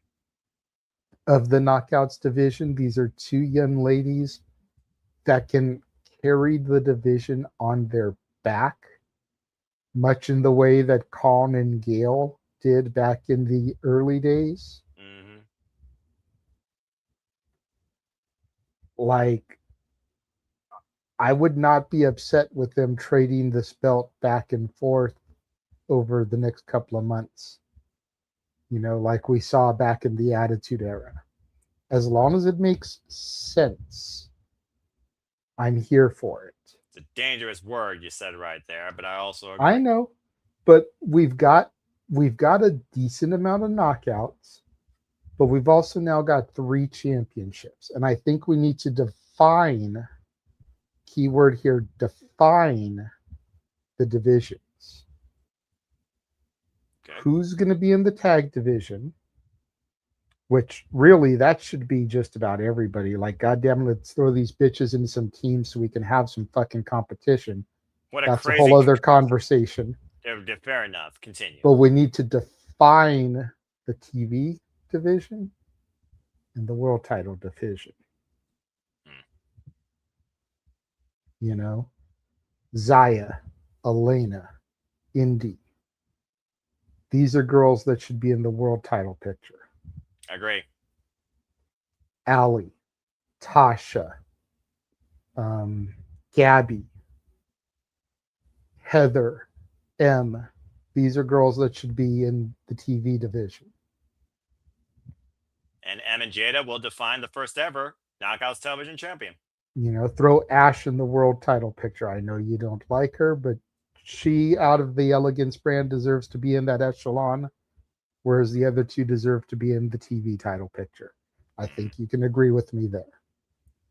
Doesn't mean she has to be champion, but she deserves to be competing for that title to define the division. Reluctantly, I understand that point, and I do agree. But let's define these divisions and let's really give some sustenance to this title scene. And I think Zaya and Elayna can be the catalysts for that. So I'm going with the new champ here. I've got my girl Elayna/Cora to take the title. Wow. All right then. Interesting thoughts. That being said, bow's been set for a new champion. We're going to go around the horn here clockwise, I guess, then from there. You know what? Fuck it. No, it's not. Because at the end of the day, my show. X. Charles, you're next. Plus, I don't think I've done you and JJ back in this matter. What are your thoughts towards this? Yes, Elayna Black is from Chicago. Yes, Elayna Black is one of the ones that Daria Ray first signed for this. And yes, at the forefront, we are talking about the TNA X World Championship. And we know Elayna Black is not a great makeup artist. Apparently, when Zaya Brookside woke up and saw what she did to her a couple weeks ago, that's why she said the fun and games is over.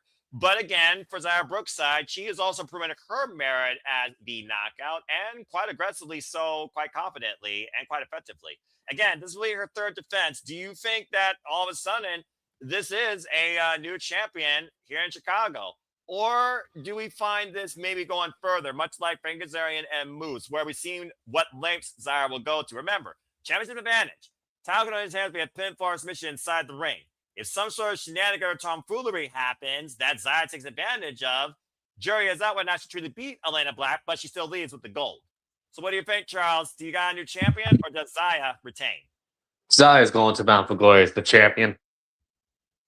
That's the only outcome I see out of this. Because realistically, I'm still expecting someone to win that title. And it's probably going to be at Bound for Glory. Really? Yep. And JJ literally mentioned the third name when in regards to the Knockouts title thing. Picture of the world. That would be, I think, like her third chance, I think, at the title. And I think her second one at Bound for Glory, actually. So maybe? And again, she's out of that tournament. So, I mean, and again, the reason she lost her match against by Elegance was due to Zaya and Elayna's brawling. So I kind of can understand where you're coming from. So that being said, you got Zaya retaining. Yep. Zaya's retaining. Going to Bound for Glory champ. Okay. I'll stand by that. Okay. I love when we're partisan. And that leaves Walter then to split the bout in the meantime.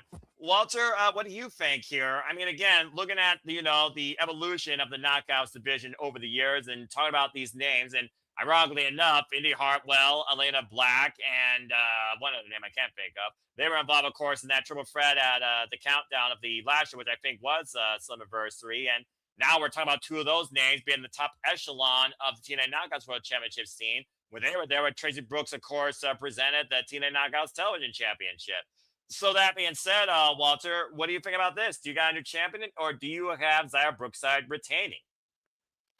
I think Chicago fades to black. I think Slater so far was the only title change I predicted. So here's my second one. I think Elayna Black wins in her hometown and beats Zaya. I don't think Zaya was ever meant to have like a long run for her initial run.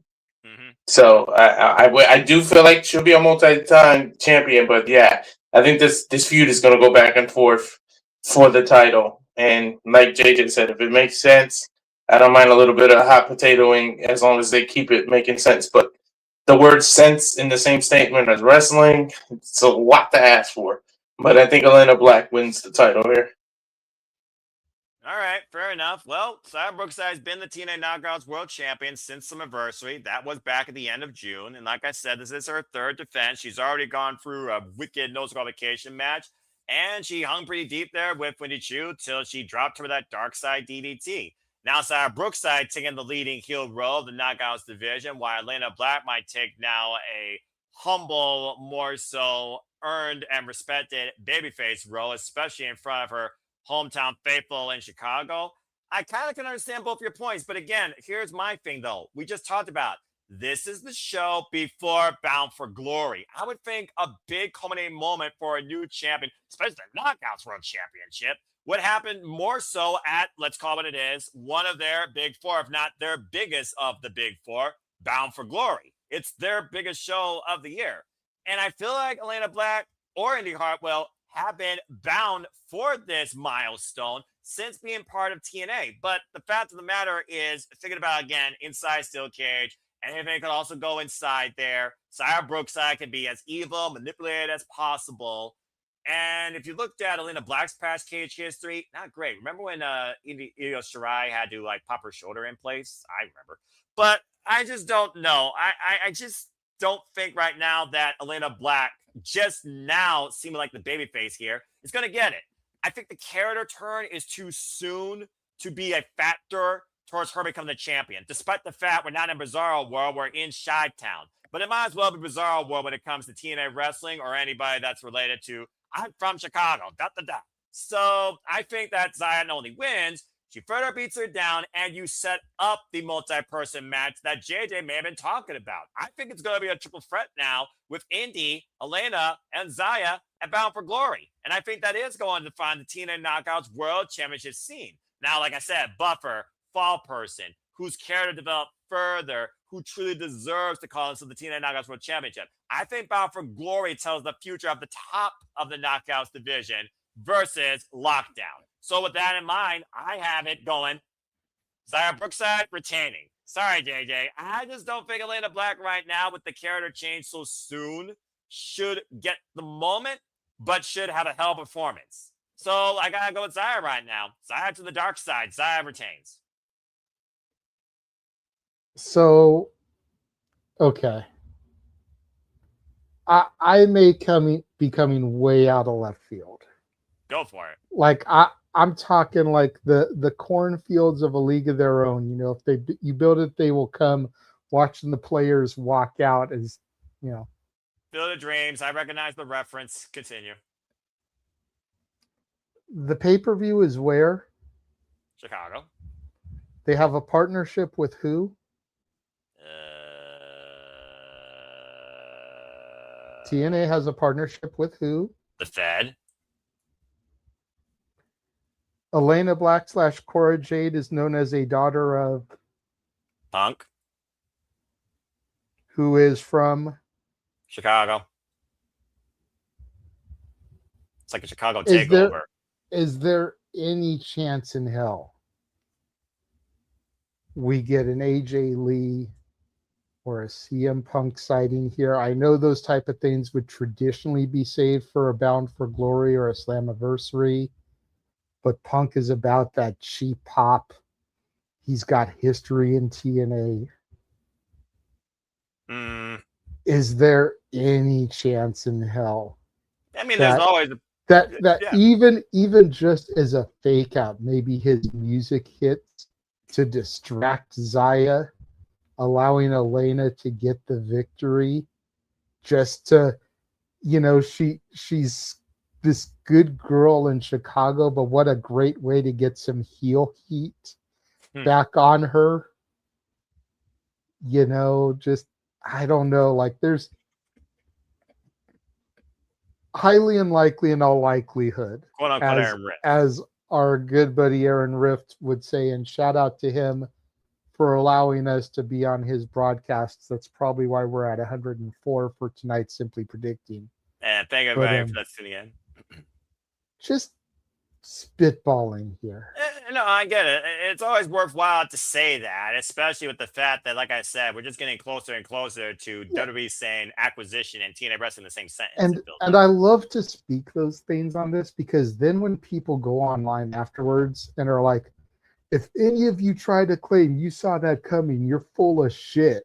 Accurate. Like, I can bring up the clip of me talking about it as a possibility and be like, oh, so I'm full of shit for saying that I called this?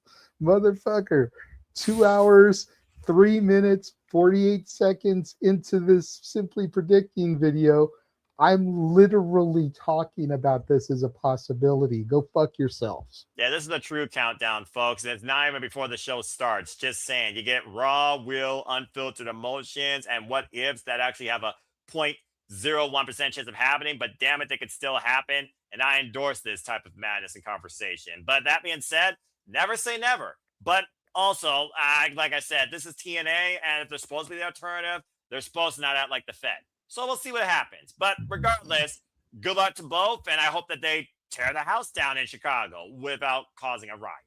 Unless they want to ride in the cage. I don't care about that. Here's another good what if for everybody outside of wrestling, since we've got, Charles with us, who pops out of the sewers every now and again. Past midnight. What if Hamato Yoshi led the Foot Clan and Oroku Saki trained the Turtles? I should have saw that coming. Think about it. Think about that as a what if. A lot of what ifs to come, but one thing's for certain. Go ahead, Charles. Just think about how unhinged the Turtles would have been if the man who became Shredder trained them. I am your father. Oh yeah, that would made me go. Okay, I have a question. I'm done now. I'm about to say, look, if Iron Man, freaking Robert Downey Jr. can become the anti-hero against the freaking Marvel Avengers now as Doom, I think anything's possible with screwing up a person's childhood or screwing up a good guy that turns out to be a bad guy because of his own freaking Bushido or his code, or just because he wants to. Sometimes being bad is actually fun. I should know. That being said, what are your thoughts, folks, regarding Lockdown, Lethal Lockdown? What are you hoping to see come out of the cage in TNA as we forge towards Bound for Glory? Do you have new champions from Chi-Town or from the away team? Let us know your thoughts in the comments down below. But that is TNA Lockdown, so let's go ahead and bid everybody a fine adieu and do some shills before we conclude. First and foremost, because he had to probably drop out because his device went to GTS on him, I want to give a shout again. Congratulations to his 300 subscriber milestone to the Rage of Wrestling, Walter Cruz. You can follow him there at the mothership, if you will, at the Rage of Wrestling, or, of course, on the X at Walter Alex Cruz. Stay tuned when Kim and the missus get up to some hot stuff with chicken wings, and I will be emceeing as their livers will be scorching. Again, congratulations. Follow him today. Get that subscriber count to 400. Let's see what other crazy milestone he can get up to. Again, subscribe. Rage of Wrestling, Walter Cruz. Get it, bueno. As that says, the Tuna Waves told you so. Appreciate you, Walter. See you next time. All right. That being said, Charles, while your brain right now might be sub-fried, let's go ahead and remind the people where they can find you. Note to self, JJ. Make us TMMT graphic. Otherwise, I'll get ChatGPT to do it. Charles, where can people find and engage with you? You can find me on X on Twitter Grandel. And make sure you believe with Chase you, damn it. Never. Or be cursed. Never. I don't believe in curses. I believe in faith and fate. That being said, the fate of the TNA X Division Championship is in good hands, considering it's only staying in TNA. And that is not an insult. That is just a fact of life. Yeah. Yeah. Yeah. Shout out to Eli Drake, former GFW champion. That title was so ugly, though. Ugh. Anyway, thank you, Charles. Well, JJ, again, the work never stops, but sometimes our mindsets need to come to a rest and stop. And I know we're both looking forward to that. As I always said, always appreciate you. Let's go ahead and bring up to speed on the Cinema Studios and where people can further engage and find you. Go ahead, put up your graphic. Damn it. You can find me and all my illustrious. Get the banner off there. I keep taking it down for a reason. I put it up so people are encouraged to do it. Propaganda, man. It's advertising. Besides, not like it's covering anything actually important. Continue. You can find me and all my illustrious Chase University brothers and sisters. Undergrad University. Follow me on Instagram at the Renegade JJ Williams, on YouTube Casa D18 Studios, X Casa D18 Studio without the X. Make sure you're following the Simply Reliable Studios on the X at SR Studios 2024. Your boy has been a busy man lately, working the internet, working the emails, working the Twitter and Instagram DMs. Go back into the archives across the Simply Reliable Studios and check out our interview with Manuel Fabian, president of Future of Women's Wrestling, where we will be sponsoring Top Tier Jasmine Allure this Saturday in Anaheim. I will be there front row for that show. As a thank you for sponsoring, sponsors get front row tickets. So nice. I will say, and this is no disrespect intended to Manuel, probably not our best interview that we've put out there. He seemed kind of nervous, being in front of the camera, having to put his company over. That's fair. Some of the questions was like pulling to get stuff out of him, but very kind man, very generous man, messaged me immediately after talking about how fun the interview was and how much he enjoyed the fact that we gave him the platform. So shout out to Manuel. I look forward to seeing him on Saturday. But going forth from there, and I noticed that one graphic didn't get uploaded, so give me uno momento, because that's why I didn't bump it up. That's why. You gotta organize stuff, JJ. It makes things easier. I try to keep things organized in my folder, but this one literally was confirmed this morning, and then I went out to go start doing stuff, so I didn't have a chance to organize it. But next week on the Simply Reliable Studios, I have officially dubbed it the GCW Young Lions Week.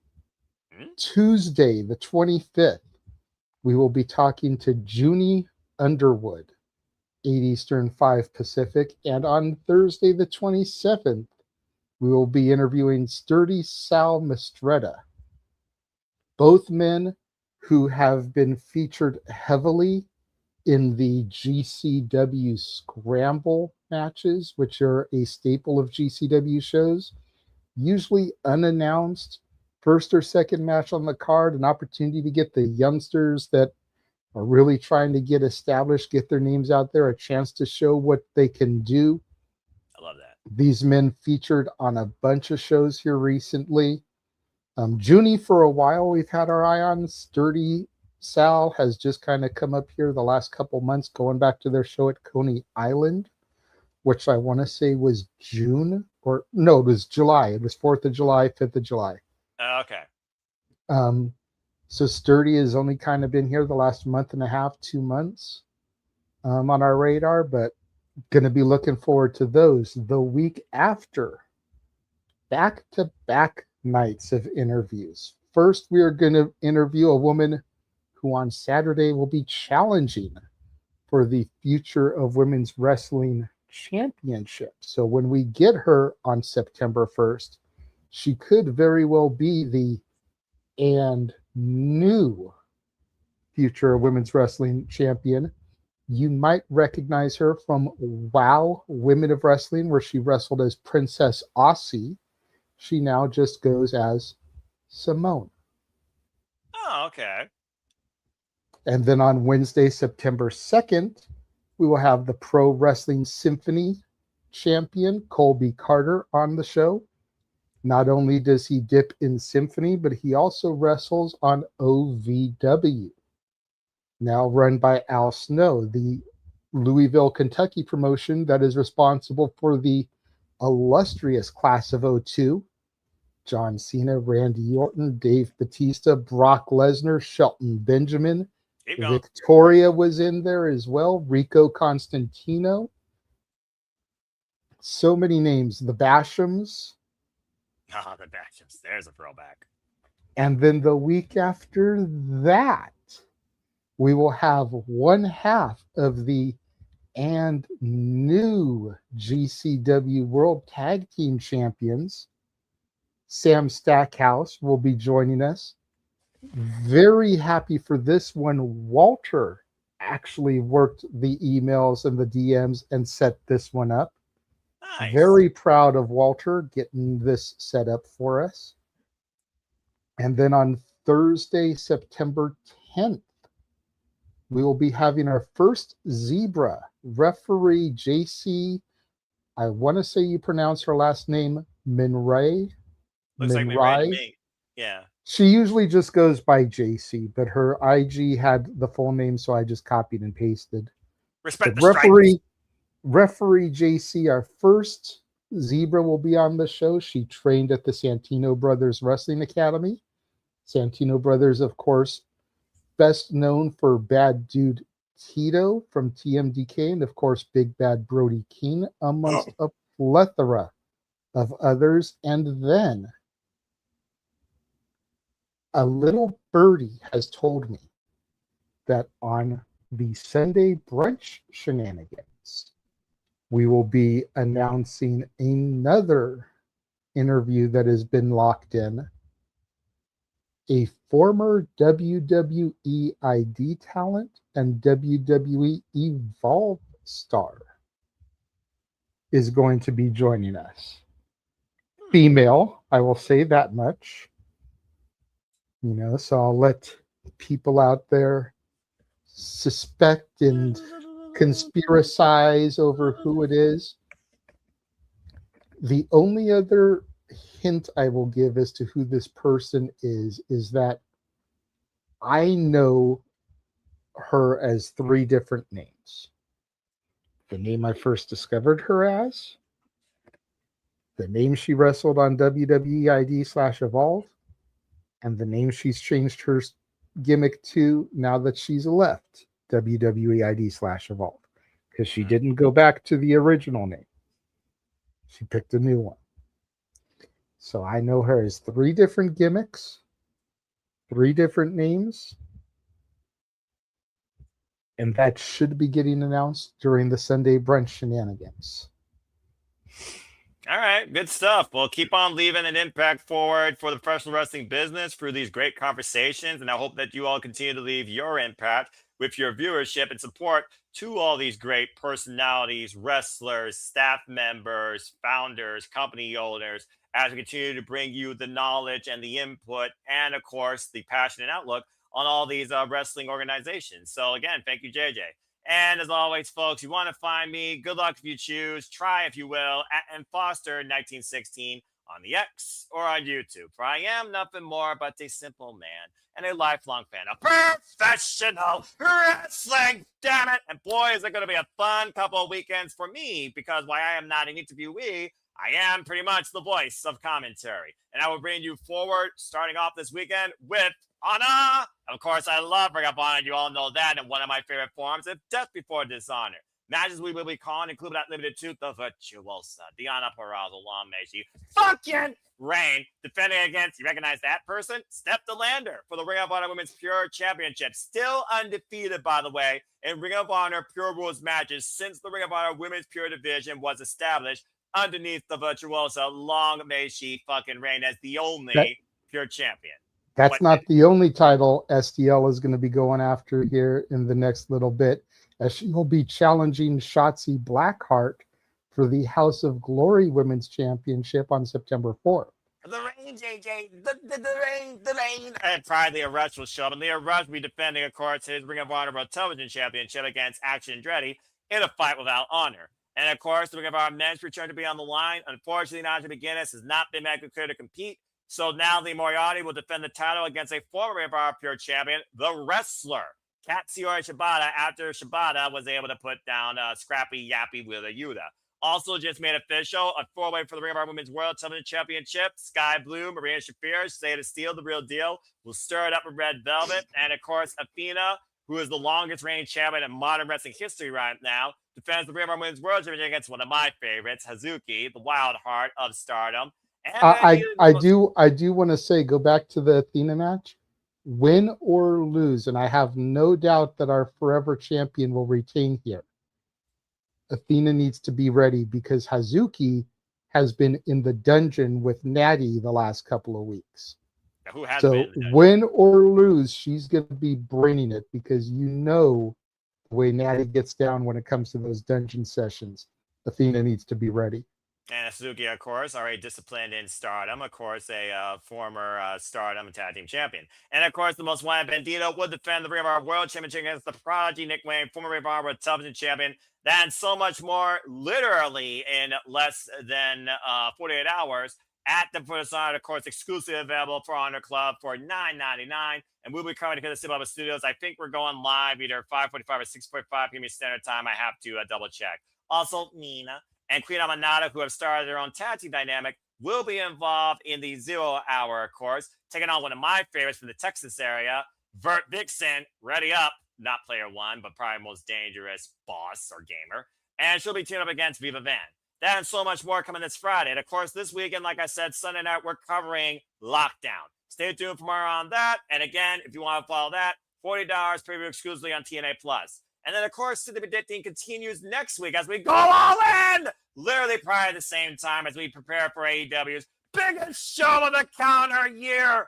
Of course, so stay tuned for more details on that as the All Elite continues. And then me and Papa Gino will break it down the following Monday. Obviously, breakdown for your updates. And also in conjunction with Bag for Wrestling and the Cinemas brand. Stay tuned for the next simple session. We'll give our baddie outtake on G1 Climax and get up to some Monopoly shenanigans in the baddie game time. And that's all that's going on for right now in the Simple Man's brand. And all I got to say and plug for now, too, as I always like to remind you, there are no winners, no losers, no betters. Just fans with opinions for this passion we all share. So at the end of the day, support one another, respect each other, protect your mentality too, treasure your families and just your life, then enjoy professional wrestling. It is truly as simple as that. But with that being said, thank you so much for tuning in. Please like, subscribe, comment, tell a friend, join the league if you haven't already. Leave your impact.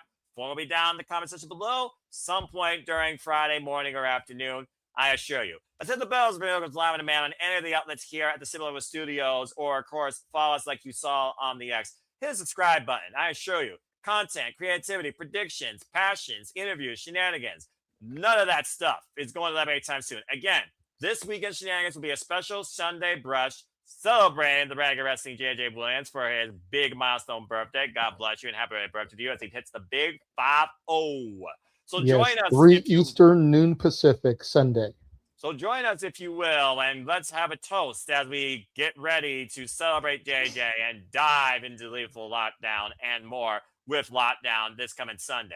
Other than that, Saturday, just enjoy All Elite Wrestling, enjoy your evening, just take it easy. Honestly, do the same thing with your Friday unless you're following us, covering, of course, Different for His Honor. As again, always appreciate y'all doing that. And that's all I gotta really say. So in the meantime, in Kenny Mega fashion, boy, did he go fucking ape shit on Wednesday. I love it. I bid you all now a fine adieu. For Walter Cruz, for Charles, for all of you in the chat, including Manuel Dominguez. Oh, and subtle note, I do need to say this as part of an apology. For giving you the Millionaire Klaxon deadline, you are out of time for your super chat about when will Naomi and Bianca Belair come back?